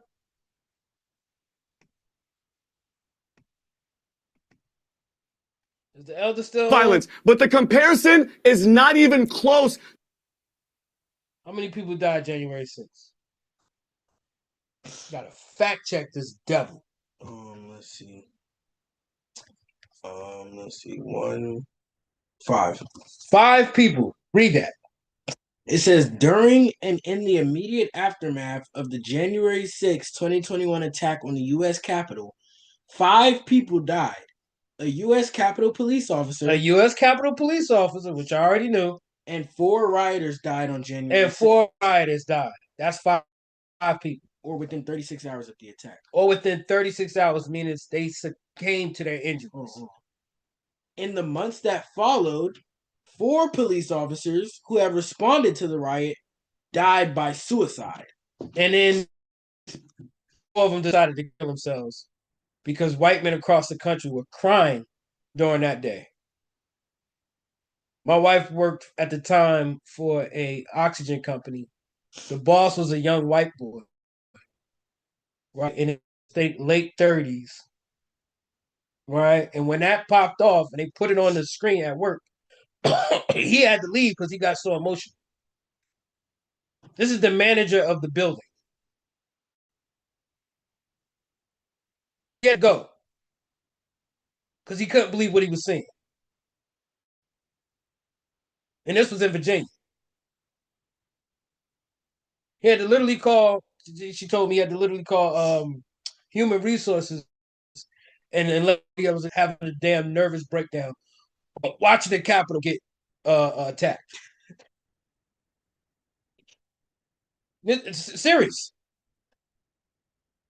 Let's keep playing this. To what the left does. So let's have some statistics from your own government. Let's have some statistics from your own government. These are your own government statistics. I know you might not want to listen to the facts, but this is the facts. A study from US government itself says that the majority of political violence in the United States occurs from the right, not the left, from the right. We have also seen in my own country what happened with the assassination of a Labour MP, Joe Cox. We saw what happened in Norway with Anders Behring Breivik. All violence on the right. I do not say, as you seem to say, sir, that one side or other is morally superior to the other. I do not say that there will not be political violence on one side or the other. What seems, and I find curious, is your belief, your fervor, that somehow one side of this debate is uniquely morally repugnant and one is superior. The statistics are wrong. That's not right. Doesn't support what you're saying. And the fact after fact after fact, and occasion after occasion after occasion shows the same thing. And like I say, January the 6th itself was literally the legitimization from your side of political violence at the highest of levels. And what did Donald Trump do when he got to office? He pardoned them all, sending a message that political violence is fine. Were you, excuse me, are you in the United States? Are you an American citizen? I just returned from the United States, as a matter of fact, but I don't need to be in the United States to know what happened in January the 6th. Are you an American citizen? No, don't know what that's got to do with the price of fish. Are you an American citizen? Nope.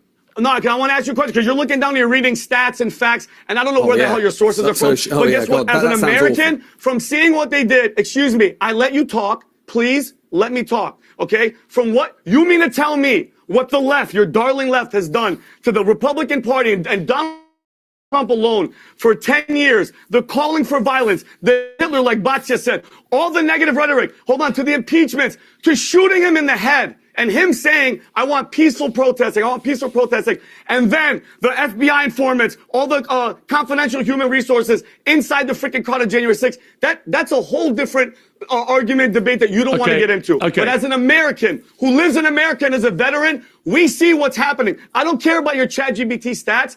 The left Don't care is about the facts. party that is inciting the violence and causing the problem. Okay, I want to bring in another guest now who will then join the panel for the rest of the show. All right, that's it on that. Let me get Second Ezra 15 in. Excuse me, start at verse 1. Right, so the white man's mad at the white man, all praise. All right, before you get that, y'all, what's up? You there?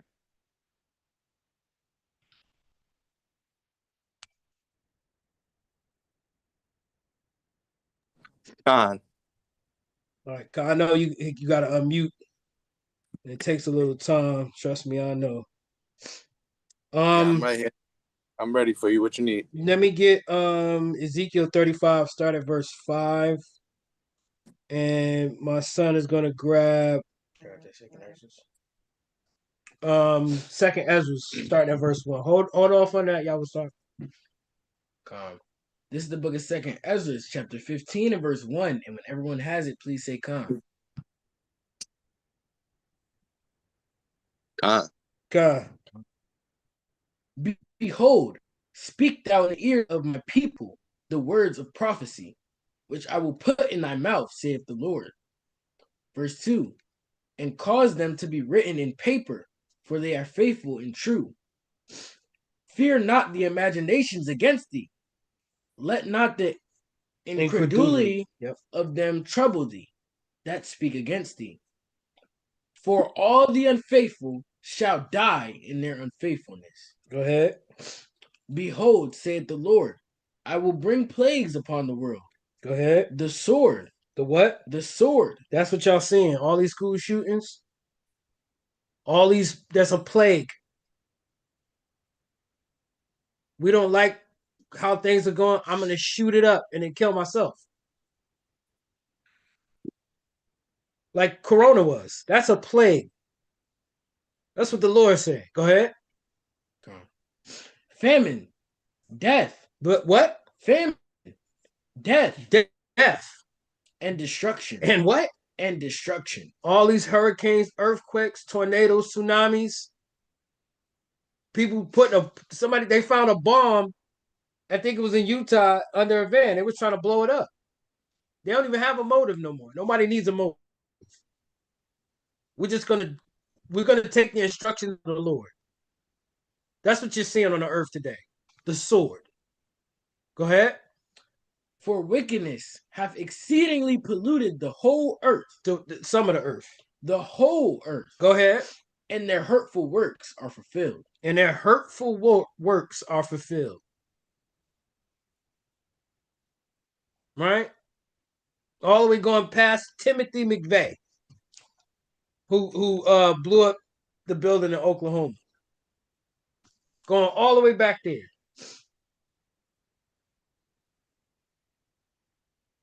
Go ahead. Therefore saith the Lord, I will hold my tongue no more, as touching their wickedness, which they profanely commit, neither will I suffer them in those things, in which they wickedly exercise themselves. Behold, the innocent and righteous blood crieth unto me, and the souls of the just complain continually. And that's all we do, man, as Hebrew Israelites. Oh, it's gotta rebuke this devil. That's a complaint to the Most High, and He's hearing us. And He delivered the neck of our enemy to us. Whether if you like and understand it, believe it or not. Most of y'all didn't even know who Charlie Clerk was until this happened. But he was inspiring a generation to oppress your kids at their workplace with even greater vitriol. Go ahead. And therefore said the Lord, I will surely avenge them, and receive unto me all the innocent blood from among them. Go ahead. Verse 10. Behold, my people is led as a flock to the slaughter. My people are led as a flock to the slaughter. Because a lot of y'all still trust, believe, have faith in this system. Y'all don't know what to do without it. You can't stand the idea of not being able to come home, kick off your shoes, turn on the TV, have a beer, drink some wine, pull the covers up over you, and open up the scriptures and read. There's nothing wrong with that. But there's going to be a time when you're not going to be able to open your apartment, turn on the stove, look what see. Let me see what's in the fridge. Kick my feet up. It's been a long day. No, that day's going to get very long. Extremely long. If you don't keep your faith in Yahweh Shem Yahushua. If you don't come together, as the Bible instructs you to do, before the day of wrath. That's why we need each other. We don't need to be bickering and fighting or arguing.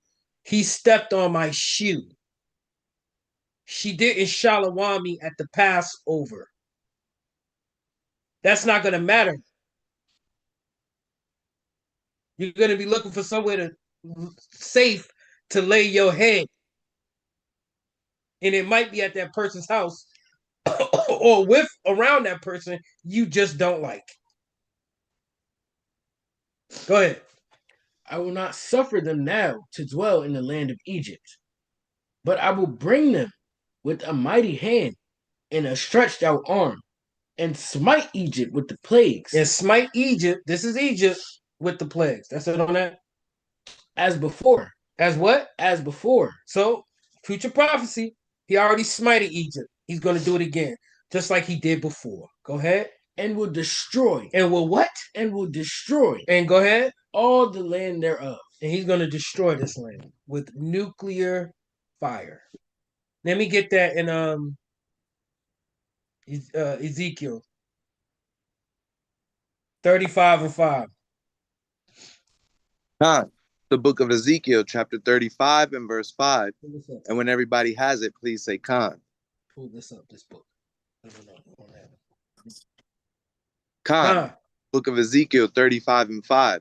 Because thou hast had a perpetual hatred and hast shed the blood of the children of Israel by force of the sword in their time of their calamity, in the time that their iniquity had an end. Therefore, as I live, saith the Lord Yahweh, I will prepare thee unto blood, and blood shall pursue thee. Since thou hast not hated blood, even blood shall pursue thee. Since you don't hate blood, blood is going to keep coming after all you heathen nations. All you sycophantic, no mercy, vengeful nations, especially you Edomites, which is the so-called white man, woman, and child today. God don't like a hypocrite. He don't like a proud man, a vengeful person. And he's coming at you.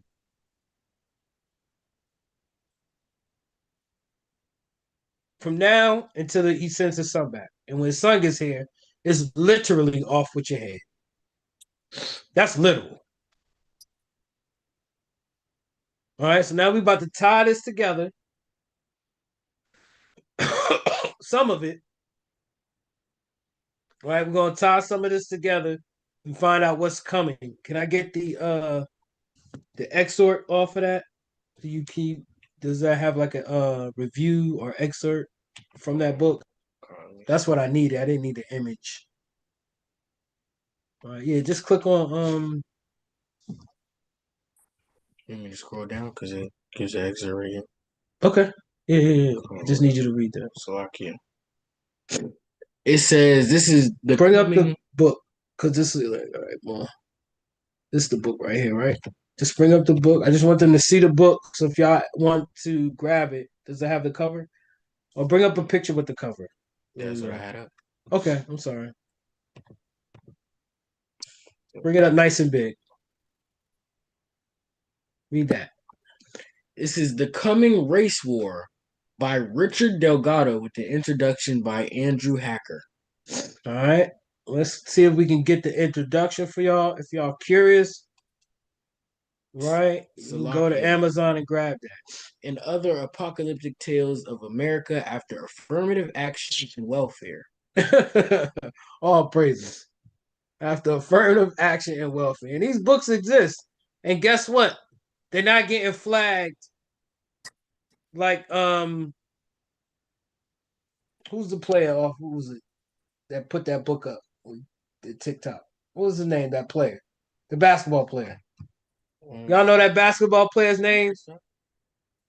Who got flagged for posting the Kyrie Irving. You talking about Kyrie Irving? Kyrie Irving. From These Hebrews to books Negroes? exist.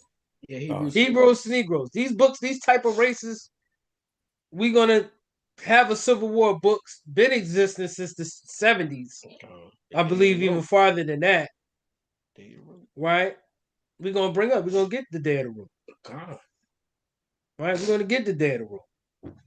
Go ahead, read that. The overview.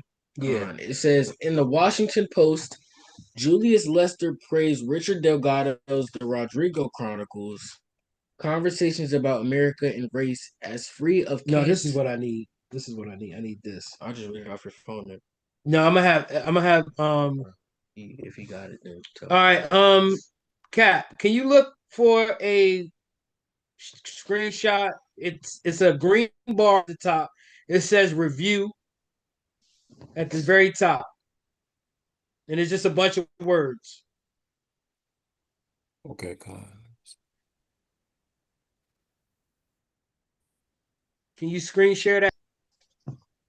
Okay.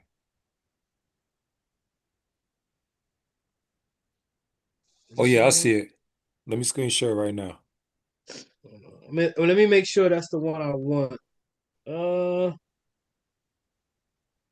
Thought my son was gonna be able to pull it up. I think I got it. Let me see. I don't know if this is the same. I don't know if that's the same one. Yeah, that's it. That's the one. That's the same book. Yeah, The Coming Race Wars. Yeah. Read that. That's all we need. It says, since his first book in 1968, my friend, the enemy, William E. Pannell, has invited white evangelicals to wrestle with him and grapple with real-time racial reconciliation. In the Coming Race Wars, Expanded Edition, A Cry for Justice, from Civil Rights to Black Lives Matter. Salaki, can you go up a little bit, King? Salaki. Okay.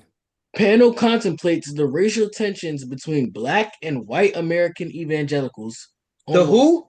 Between Black and white American evangelicals. Why doesn't that say the Ku Klux Klan? Why doesn't that say the neo-Nazis, the skinheads, the Aryan Nation? The evangelical Christian is the Nazi, is the damn skinhead. He's not even just him, he's funding them. That's the most racist group in American history, is the evangelical white Christian church that these black pastors want to be a part of and shake hands with and visit their damn church. That's the enemy. Go ahead. Almost 30 years after the 1992 Los Angeles uprising, which followed the acquittal of 4 officers, filmed beating a motorist named Rodney King. As its subtitle states, The Coming Race Wars is a cry for justice.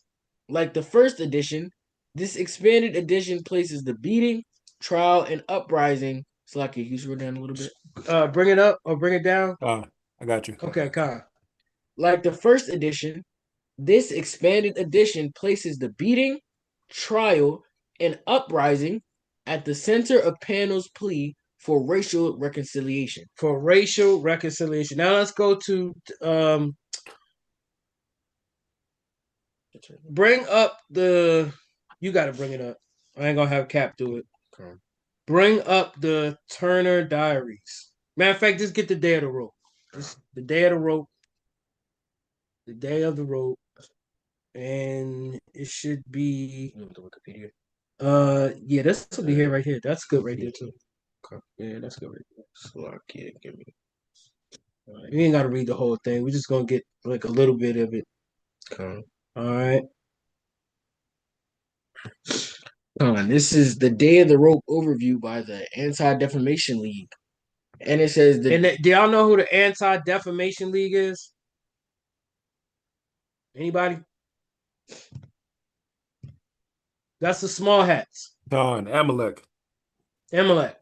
He could. That's the one who basically got Kanye's billions taken away. Gone. They didn't physically do it. They don't have the financial backing to tell Adidas what to do, but they do to have the political backing. Adidas could have been like, man, screw y'all. Kanye West could say what he wants, but then you would have saw Adidas go out of business, right? Go ahead. The Day of the Rope is a white supremacist concept taken from the Turner Diaries. Taken from the Turner Diaries. No, go ahead. A fictionalized blueprint for a what? A fictionalized blueprint. A blueprint. Go ahead. For a white supremacist revolution written in 1978. Where's our blueprint? Our blueprint is in the Bible. That's our blueprint. You understand? Wasn't with Malcolm X, Martin Luther King, the Black Panthers, fringe groups. Our blueprint is thus saith the Lord in these laws, statutes, and commandments. And y'all have to believe that. Because it's going to get bad out here. And y'all going to want to do these feast days. And you're not going to be able. Y'all going to want to hear Cap pray, and you're not going to be able. So that's why you're going to have to start picking up that book and reading, studying. Like I'm talking to the choir. But whatever you don't know, start sharpening y'all sword because they got their blueprint. We're reading about it. Go ahead. For a white supremacist revolution written in 1978 by neo-Nazi leader William Pierce under the pseudonym Andrew McDonald. That's his writer's name. Right? So he doesn't get in trouble at work. Go ahead. The novel influenced many violent right-wing extremists from the 1980s through the 2010s, including Timothy McVeigh. Y'all know who Timothy McVeigh is? It gives you the well, it doesn't, but y'all know who Timothy McVeigh is? He's the one who blew up the building in Oklahoma. I think it was Oklahoma. Right? That was like the first time they saw a white man go crazy and kill like 52 to 100 people for no reason at all. Go ahead. In the novel, white supremacist rebels, having taken control of California, engage in mass lynchings of perpetrated race traitors, such as journalists. That's why you hear Trump talking about the mega hates the media. Make America Great Again hates the media. It's false media. CNN, NBC, all those Fox places. News. Fox, no, they on Fox. They with Fox. Jimmy Kimmel. Go ahead. Journalists, politicians, and women in relationships with non-white men. Uh-oh, Jake.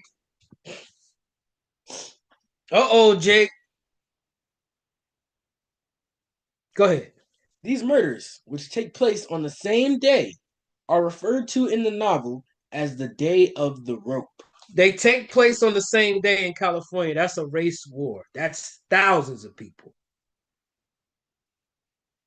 Thousands.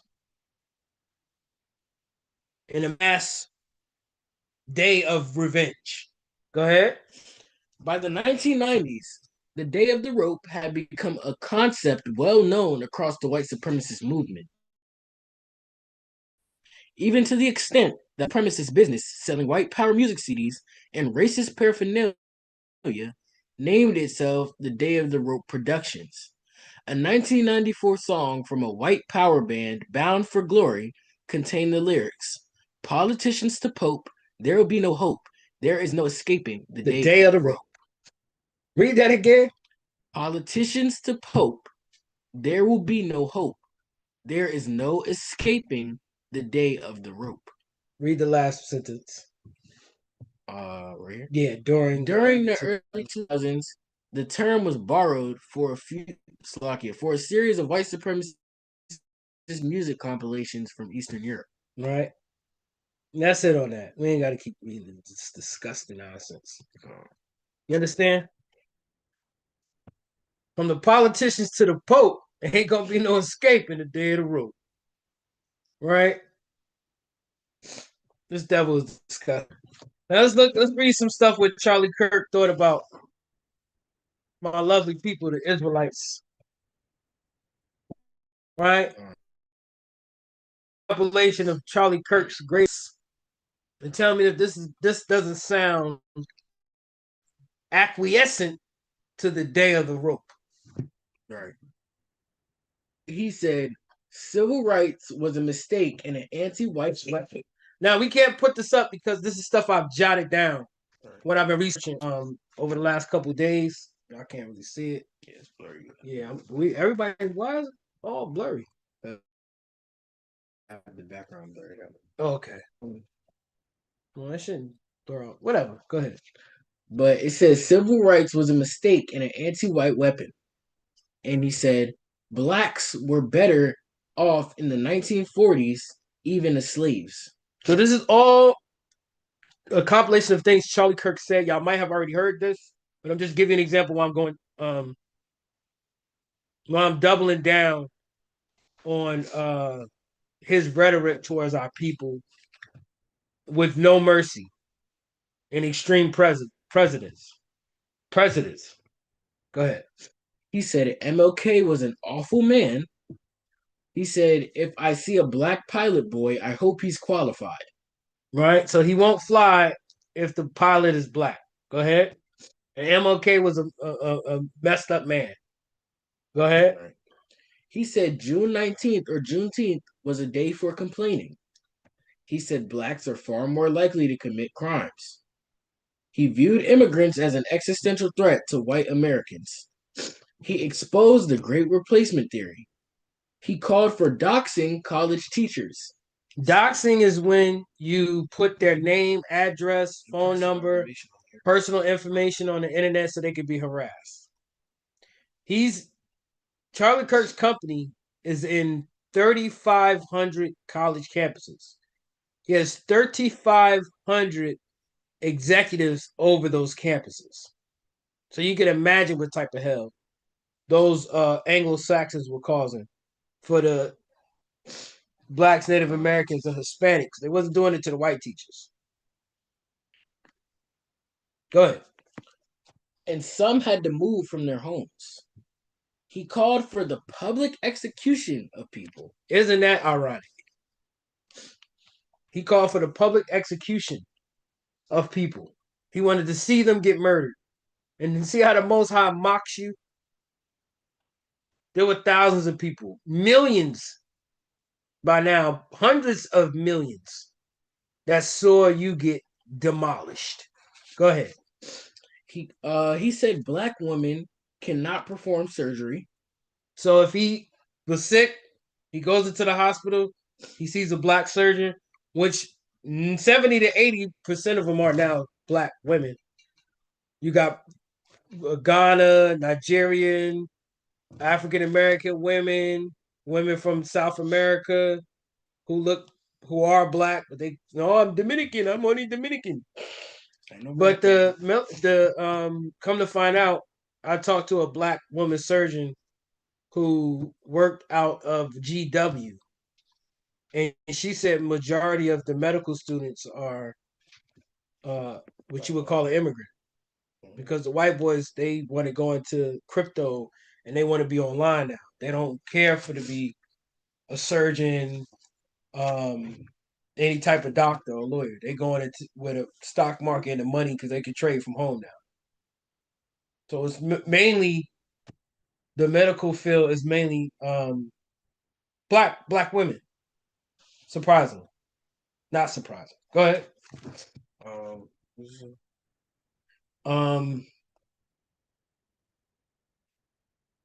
All right, finish that. I'll finish it. Okay. Basically, he didn't like affirmative action DWI hires. But mainly it helps white women. So I don't even know why he was against that. Right? That's my little short list of Charlie Kirk and the things he didn't like. Somebody also said in the chat that he Salaki that he also called Simone Biles a disgrace to the nation. Oh wow. To the US. Wow. And you got a lot of black evangelical Christian boys that still ride with him. And still think this dude was cool for some reason. I don't know. It's crazy. Our people are crazy. Our people are Deuteronomy 28 and 28. You ain't got to get it, but y'all should know what that says. The mental distress that our people are under, man. It's crazy. What else I want to get into? I need you to pull up another video. All right, so now we got the white perspective. We're gonna get the black perspective. Can you go to my history? Go to his. It was in your playlist. Remember? Oh, playlist. Right. Well, no, it wasn't. It wasn't on this no. Yeah, you on a real different channel. Go back to the Ricks. What happened? Yeah, I don't know why I changed the account. Yeah. I don't know. Log back in. Salaki, y'all. We gotta log back in. I see all my different accounts.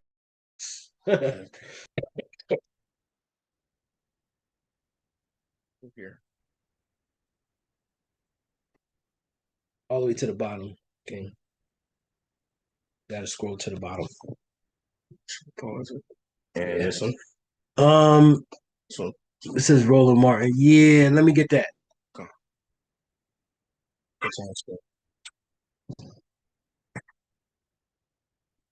No, just let it play. You can't skip it. Skip it.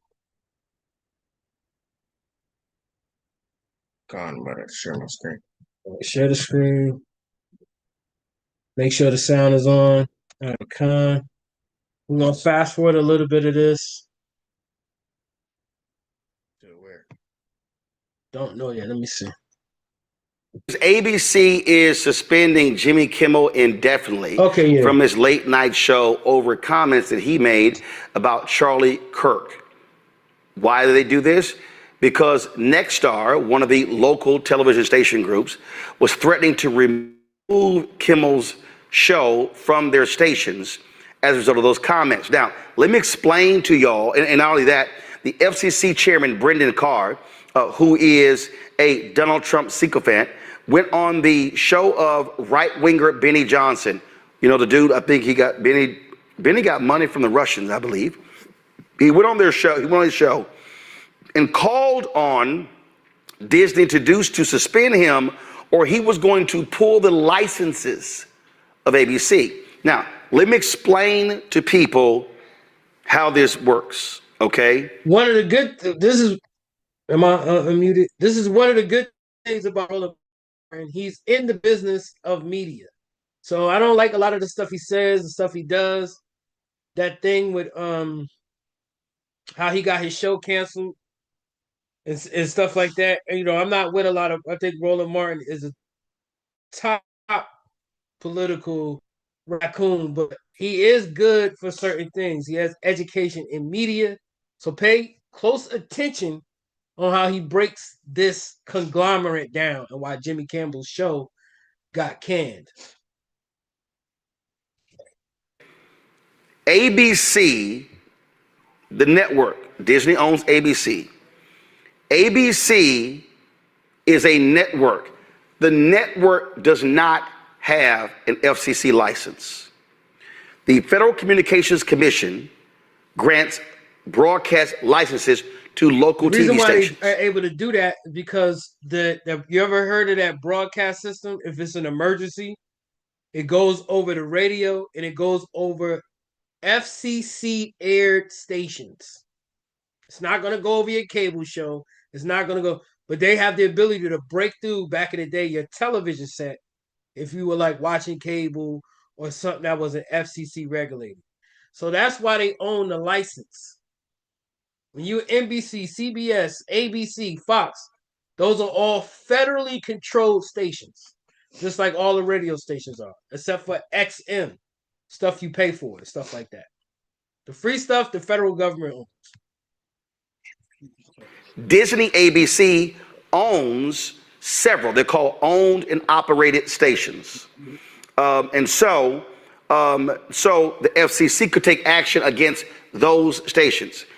But you have these affiliates. They pay ABC for their programming. Those are owned by Sinclair, Nexstar, Tegna, and others. So remember those Sinclair, Nexstar, Tegna, because these people are also involved in your social media, believe it or not. Right? And they're going to get more involved. The federal government is going to come in. They're going to pass laws for them to regulate our speech. Okay?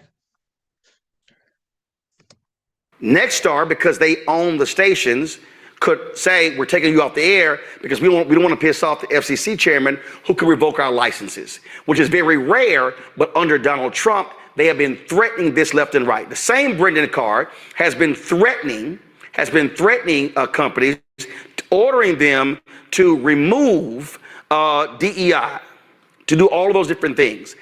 He told Paramount, now approving the merger, let's you get rid of DEI. Every company that is governed by the FCC, including some telecoms, are scared to death because Brendan Carr is using his authority to force these people to do the bidding of Donald Trump. And so now we have this news coming out now that they are suspending or removing the show, removing Jimmy Kimmel's show for an indefinite period of time over these comments made regarding Charlie Kirk. Let's go to my panel.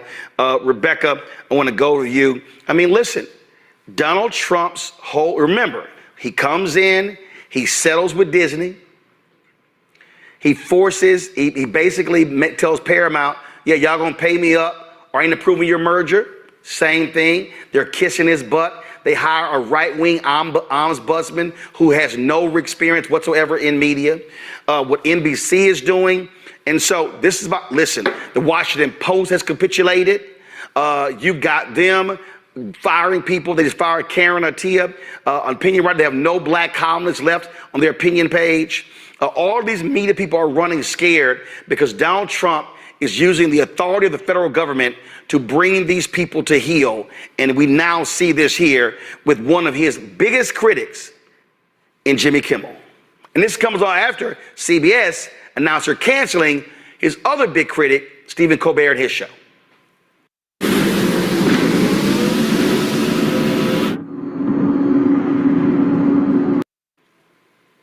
Roland, this is the reason why I made the comment that I made. Also, we're just using this content, fair use, fair use. We're just using this content to express our opinions. Fair use, fair use. during the last segment about you having a telethon or some extended special show really documenting and really showing how the consolidation of the news, how the impact with this administration is really culling down sources of information, how people are receiving information, and the increase of censorship. If people are saying something that the almighty ruler doesn't particularly care for, because people need someone to be able to walk them through what's happening. The reason why it's important for independent journalism and independent journalists like yourself and this type of platform to walk people through this is because we know in traditional media right now they are scared. They absolutely will not do it. It's not that they can't do it. It's they will not do it because of how media. Unbeknownst to her, we just read about why they're not going to do it and why they're scared to do it. Because you got books out there called The Day of the Rope, the Turner Diaries, right? You got these white evangelical posing as Christians, but they're really just white supremacists, and they let you know, man, we'll puck you off, man. They've been killing journalists. That's not new. That's not new. But it's going to get more widespread. Where the journalists used to be able to go into a war zone and they were protected. They used to be able to go into a crime scene and be protected, be able to print stuff about powerful people and they were protected. Those days are over. So now you're going to have to really know and have the spirit to discern what's really going on in the world, because the journalists are tapping out. They're about to be out. This thing about unless you are tuned into the scriptures and you coming on to platforms like this to get the real story, you're not going to get the real news anymore. You're going to get what Donald Trump and what the right wing are telling these guys to say. That's what the future holds. Go ahead. Media is being consolidated, and the particular folks who are behind some of the consolidation in media, they're dancing to this administration's beat.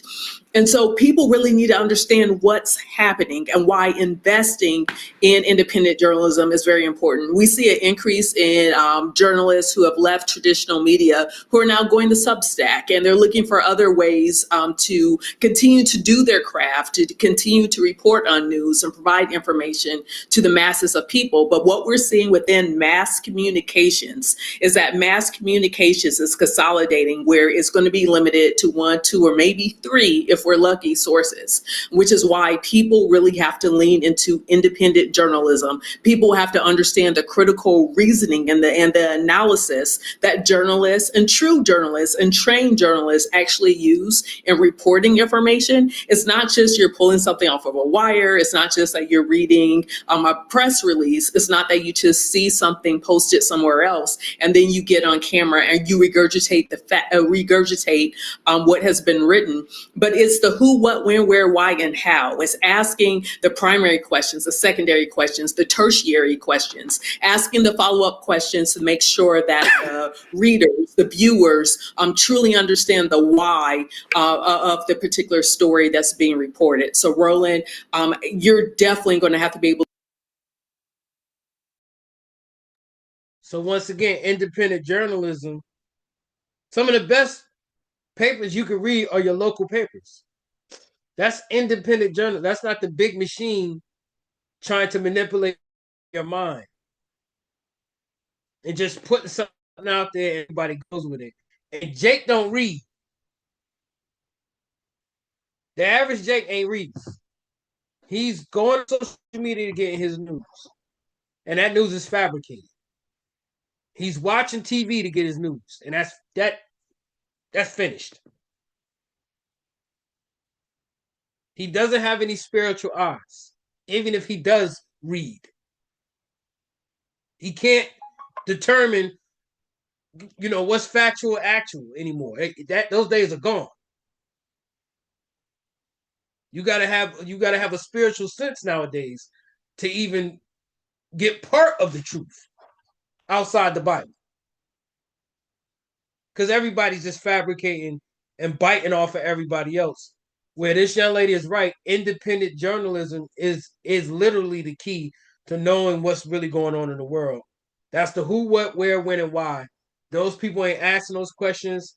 They're reading the teleprompter. They're reading what the boss put in front of on their desk, and that's the end of that.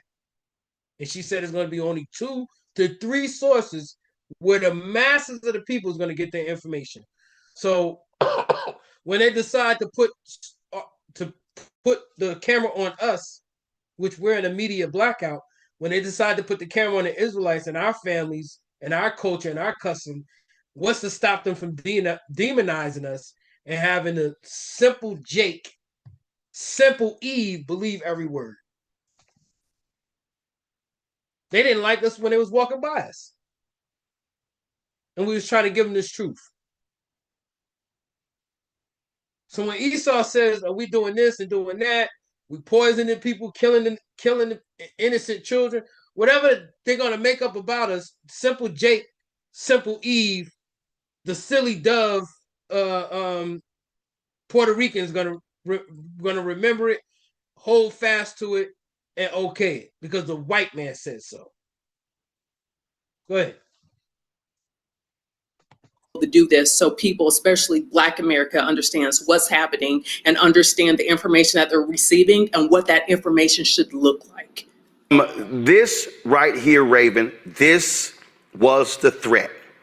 It happened a few hours ago that forced all of this to happen. This is Brendan Carr, the chairman of the Federal Communications Commission, appearing on the podcast of right-wing conspiracy theorist Benny Johnson. Listen. There's actions that we can take on licensed broadcasters, and frankly, I think that it's really sort of past time that a lot of these licensed broadcasters themselves push back on Comcast and Disney and say, listen, we are going to preempt. We are not going to run Kimmel anymore until you straighten this out, because we licensed broadcaster are running the possibility of fines or license revocations from the FCC if we continue to run content that ends up being a pattern of news distortion. So I think, again, Disney needs to see some change here, but the individual licensed stations that are taking their content, it's time for them to step up and say, this, garbage, to the extent that that's what comes down the pipe in the future, isn't something that we think serves the needs of our local communities. But this sort of status quo is obviously not acceptable where we are. What if you can create your own website by saying, this is what I want? With Wix, you can. First up, let's talk about AI color themes. You can get any combos you want. Carr says nothing about right-wing lies, ever. Now I need everybody to understand, what this was, Andrew, this was Carr threatening ABC, threatening the local stations, and they buckled. Oh, we're taking him off the air for an indefinite period of time. Now, not apology. This ain't even Brian Kilmeade who said, let's kill the homeless, and he gave this half-hearted apology, was back on the air the next day. No, this is Donald Trump and MAGA forcing big media, mainstream media, to bend the knee and to bow down to him. Yeah, and it is very, very scary to see somebody that's been such a pillar of comedy in Jimmy Kimmel fired because of the comments that he made during a show that is loosely supposed to be satire. And, that the Charlie Kirk issue has been such a polarizing issue throughout the United States, which I don't quite fully understand, and I have my own personal opinions about it, and I feel as though, Jimmy Kimmel being fired for this is ridiculous. No, he's not fired. No, he's not fired. His show is being definitely suspended. Go ahead. Definitely suspended for this, and the hypocrisy in which the right is moving.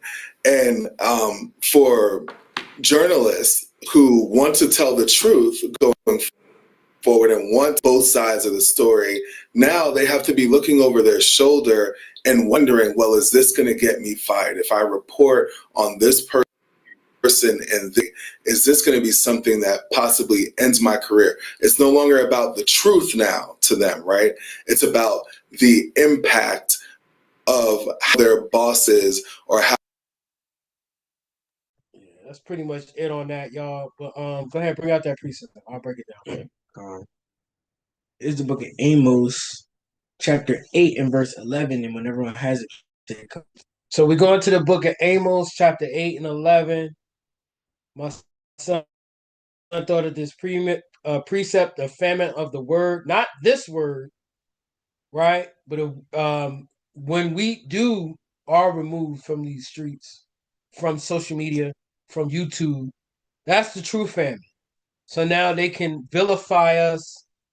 They can do it, say whatever they want to us, because we're not going to have any proof that we were right, sticking up for the Most High God, sticking up for His people, wanting to separate from the ways of the white man, and not contributing to his society anymore. Go ahead, read that. Right. And it says, "Behold, the days come, saith the Lord God, that I will send a famine in the land, not how their bosses. Go ahead. Not a famine of bread, nor a thirst for water, but of hearing the words of the Lord. And they shall wander from sea to sea, and from the north even to the east. They shall run to and fro to seek the word of the Lord, and shall not find it." Right? And they're not going to find it because big media, this big media machine, is going to be the ones who are basically, what's the word I want to use? Curating the news stories. Whether it be a war, whether it be a black man dying, it could be false. But they're going to be able to sway the minds of the people. Whether it be another outbreak, they're going to be able to manipulate, sway the minds of the people. And that's why I'm bringing this to y'all, because we're the defense against that. When COVID was happening, we were the only ones standing saying, this is phony. You got masks on the street, you got masks and garbage cans. If it was that bad of a pandemic, why aren't people walking around in hazmat suits? Don't take the jab. That comes from a lot of these talking points that these Christian pastors, that even these right wingers get, they get it from the Israelites, because we understand prophecy, we understand breakdown. When that ceases, he has full reign. He can just say and do whatever he wants. I wholeheartedly believe that we're the catalyst. We are the barrier between a lot of evil that could be going on the earth. We are literally that barrier. Because quiet is kept, they are watching. And they're learning. And they're how to break down Daniel, Ezekiel, Jeremiah, Isaiah, Revelations. They're getting because of God's children woke up. Esau and the heathens are getting a better picture on what this Bible says, what this Bible truly is talking about, and who it's talking to. So, that's why I played this video, because it's important to know what's coming up in these last days and how they're going to be attacking. So the media, be careful on what you promote, because it could just be fake. Could be a setup from the get-up. Because a lot of the stuff on social media is derived from news outlets. They take the story and then they push it. So be careful. Be careful. All right, what else we got? Anybody got any questions, observations, concerns? I'm kind of quiet. Everybody usually be talking. Maybe everybody went to sleep. I don't know. Kat, you got anything? Nah, Salaki, there's some good information, man. Yeah, there's some great Con. information, King. I still got some of the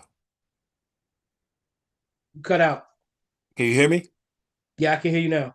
Okay, Con. No, I said I still got some of the screenshots that you sent me. The one on Con. Timothy McVeigh, the Turner Diaries, famous social injustice. Yeah. Bring up that famous social injustice real quick. Okay. Yeah, cause We're gonna these some good stuff. These some we're gonna start to wrap it up. It's Con. 11:15. So let me just bring this one out. Just to tie in why race wars is gonna happen. It basically happens because of, once again, right? Policies. And we should all know what a policy is. An adaptation of an idea. The carrying out of the idea, whether it be a business, corporation, or individual.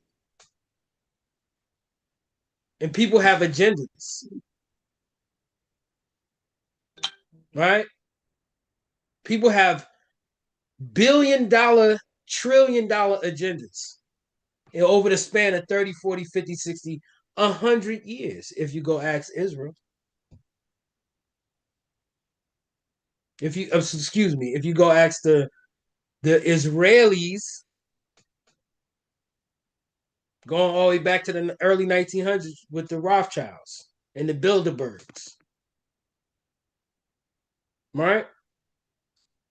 And now you're seeing this stuff come to fruition with Palestine being destroyed so they can have that land for themselves. Oh, no, we don't want, we're not destroying it so we can have it. We just want the hostages back. Them hostages been dead. And y'all killed them. Them hostages been dead, Israelis, and y'all killed them. Right? Bring that up, King. Con. Read this last article, may get in like one or two more scriptures. We're And gonna I say still the got the prayer, we're gonna video. wrap it up. Yeah, I still got the video on Candace Owens. Nah, we're gonna that had to do with Charlie Kirk. And just to sum it up, we ain't gotta watch it. Just to sum it up, she's basically going into, I don't know if y'all know this, but right before Charlie Kirk died,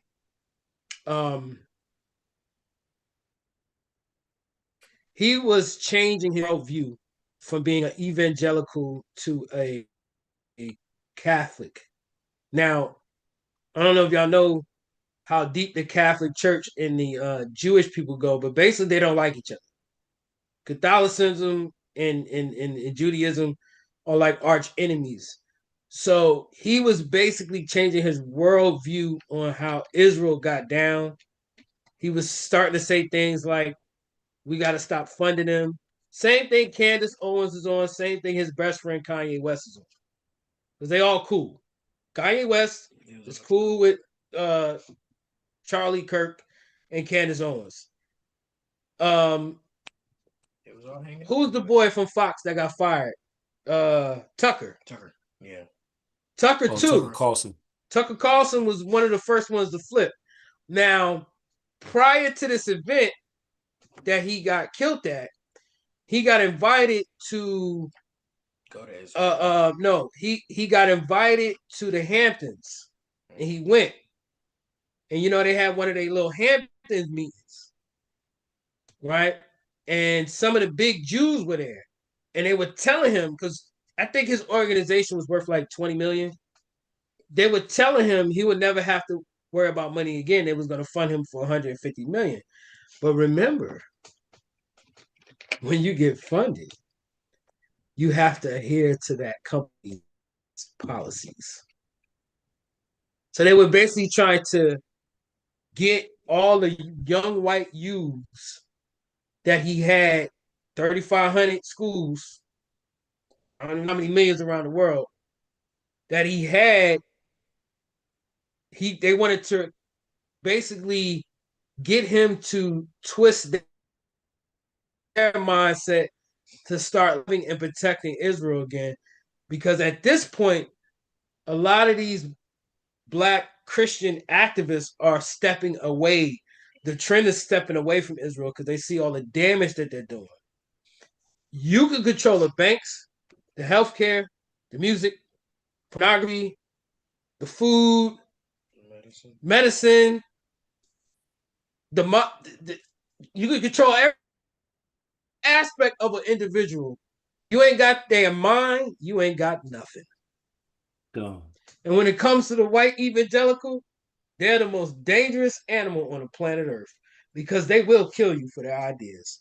You think them 9/11 was something? This white man ain't playing no games. He thinks you're threatening his family, his country. He will blow some stuff up. And they know that. And people like Candace Owens, Tucker Carlson, starting to wake up to the synagogue of Satan and who they really are. And they can't have that. They're the ones who got Trump in office. They're the ones they playing both sides of the coins. They putting they're the ones starting the race war. They're the ones who put bombs in both countries' hands when it's time to go to war. They can't have somebody breaking out that dome, that box, and thinking for themselves. They can't have that. They can't have us with money and resources and nuclear capability. A mind of an Israelite. They can't have that. So they have to control the puppets. And the puppets were cutting the strings. That's a theory. But it's interesting to know the day after Charlie Kirk got shot, Benjamin Netanyahu. Now, I'm just going to give you an example. Cap, I'm talking to you. Now, answer me this question. You're in a hotel. Let's say it's your honeymoon with your wife at the honeymoon. Mm-hmm. Y'all leave, y'all go to dinner. You come back, the room is ransacked. Somebody robbed y'all. Right. The damn bus boy comes in and says, I didn't do it. I just want you to know I didn't do it. I had nothing to do with this. Everybody else is walking by like, what's going on? I don't know what happened. But he literally runs in the room and says, I didn't have nothing to do with this. I don't know what happened. You're like, hold on. What? I don't even know you. Right. I didn't even tell you what happened. I didn't see you do nothing. I didn't accuse you. That's what Benjamin Netanyahu just did a few days ago. Good. We didn't kill Charlie Kirk. I don't know what happened. I was friends with him. Right. I didn't kill him. I just want to make sure everybody knows we had nothing to do with that. Right. I didn't kill him. Right. Let me see what That's fact talk. It's a conspiracy theory. Oh. Why are you on? What do you have to say that for? Good. I didn't do it. So the video I was going to play with Candace Owens, she's finding this out over the last 3-4 days. She's found that out. That's what he said. Oh, read that. He tweeted. He said, Who tweeted? Benjamin Netanyahu tweeted and said, Charlie Kirk was murdered for speaking truth and defending freedom. A lion-hearted friend of Israel, he fought the lies and stood tall for Judeo-Christian civilization. I spoke to him only 2 weeks ago and invited him to Israel. Sadly, that visit would not take place. We lost an incredible human being. His boundless pride in America and his valiant belief in free speech will leave a lasting impact. Rest in peace, Charlie Kirk. Right. And that tweet came out immediately after he died. It was also a book that came out before he died. I can't remember the name of the book. The Killing of Charlie Kirk. Yep. Yeah. That's what it was called. Now, the interesting part about that is that book came out the day before he died. Then they tried to pull it. They tried to pull it and change the date to the day after he died. Like that makes it any better. How you gonna write a book? How you gonna write a book in one day? You go to the metadata of when that book was posted on Amazon, it still shows up the day before he died. Guess who's the writer of the book? Guess what nationality of the person? Just take a wild guess. Amalek.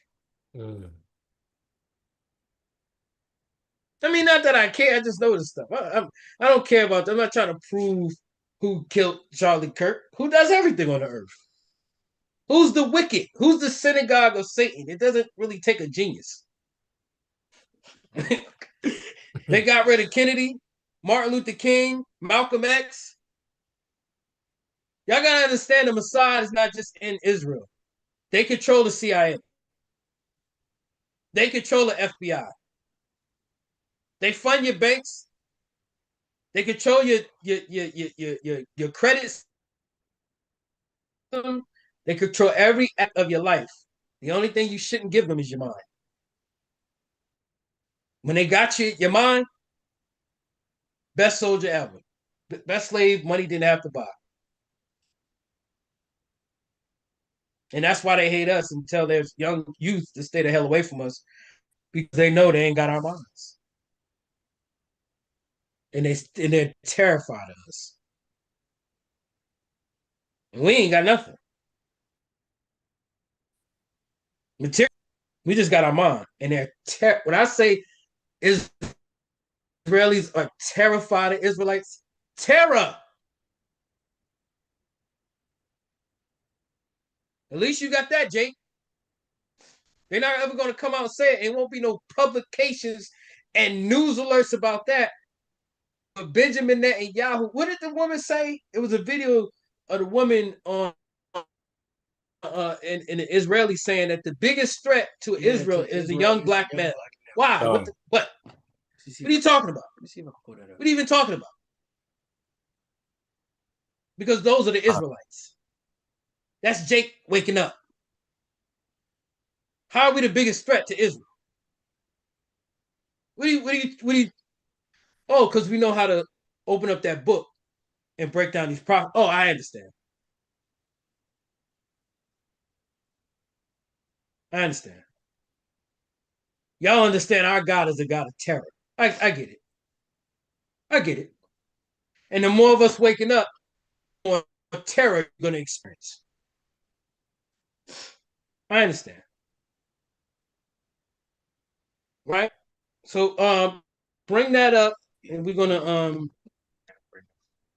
my son's, he found the video of them saying that. We're just gonna play that real quick, read this last little paragraph, pray out, and we done. So I ain't want to keep the people that's late. I made my point. Okay. So you want me Venomous policies. Okay. You want me to read the paragraph? Will spark the next race war. Yeah, I think it's 2. And just also to add this too, we ain't got to bring this up, but the Congress just raised, I don't know, it was 58 million or 58 billion. Trump is issuing out to Congress to upscale their security. So Congress is about to be walking around with a damn small army. All because of this Charlie Kirk thing. See, there's layers to this. You kill him, and now we get to spend money.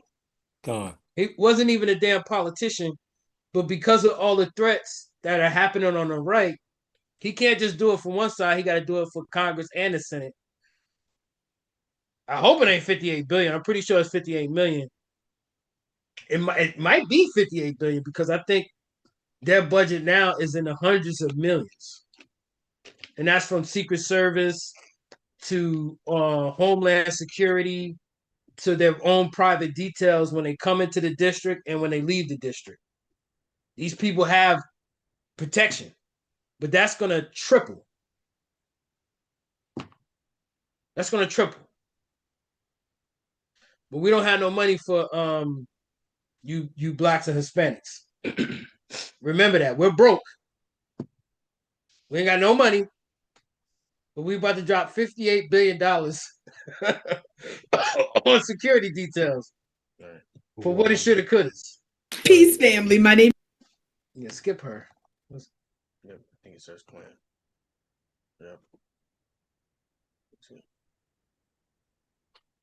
Should be right about here. I don't know why it's like so bad. Okay. Making and down. I found this clip very important in our work. Problem of Israel. It's disturbing to hear these comments. Watch this. The problem of Israel is with the young generation of the black community. Black Lives Matter starts there. So just to give a little bit of context to what you're hearing, you're listening to Judith Varney Shore, an Israeli consul general in Atlanta. And she says, quote, the major problem with Israel is the young generation of the black community. I'm gonna say that again. How are our friends and allies in Israel saying their consul, this is a government official, why would she say, quote, the major problem with Israel is with the young generation of the black community? And we already know the answer to that. What you got for me, Cap? The screenshot you sent me? Yes, sir. Okay. Let me just make sure it's the correct one. I'm sending you. You're bringing up the right one. No. Let me see. No. I can't even. All right, Salakia. I got the one with famous social injustice.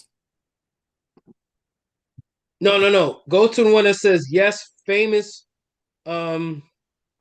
political speakers can influence laws.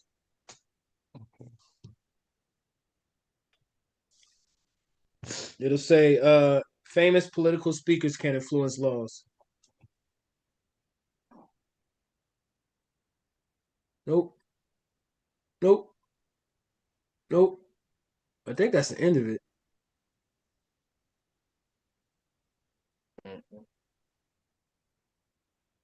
Let's see. Nope.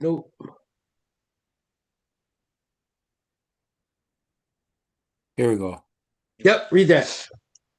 It says, yes, famous political speakers can influence laws and policies by shaping public opinion, motivating action, and controlling the political agenda.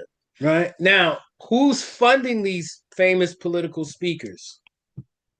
The Mossad, the small hats. They're not just wrap their arm around you. Who's manipulating and funding the rap industry? Who's telling those rappers? It's the same across the board. On both sides of the war. What's that movie? The King of New York? Nothing moves unless I'm in. Right. If a nickel bag is sold in the park, I went in. Right. That's real.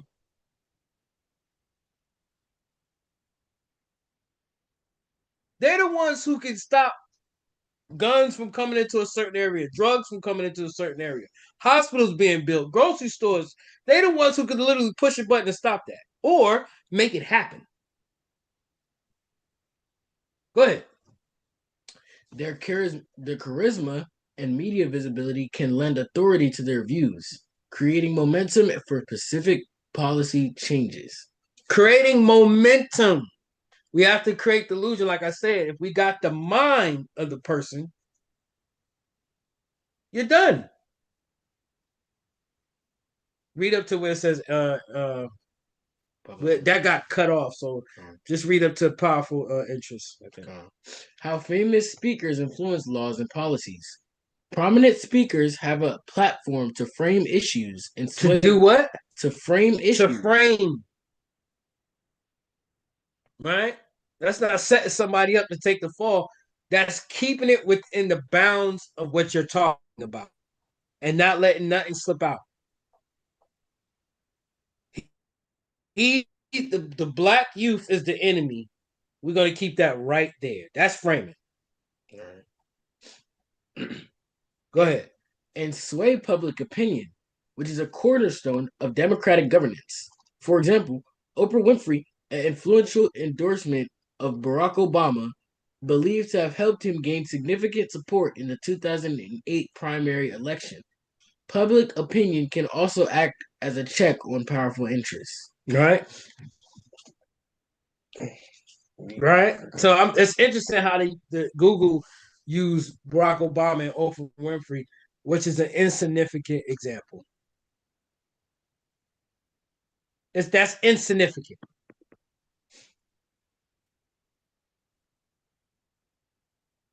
Right? But it just goes to show you that how they would. Y'all remember, they're gonna point to the right or the left.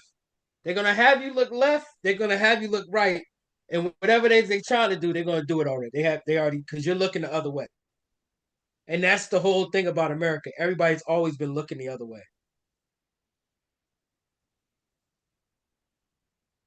and not understanding the true enemy that's right next to them, pretending to be their friend.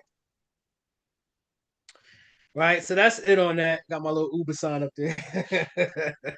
And caught me and found me out. But that's it on that. Venomous policies will influence or spark the race war. Come ya, Charlotte. That's all I got. I got a lot more. But, you know what I'm saying? We're gonna stop right there. Kwame Ashala, mighty lesson, King. All praise to the Most High, mighty reading. Young Dawuda. All praise. Praise. God. The water for y'all coming on here. Brothers and sisters who participated, brothers and sisters who took notes, brothers and sisters who shot it. Go over this information, look into this stuff because this is about to get real sketchy in America. There's tons of stuff I ain't covered. Tons. All right.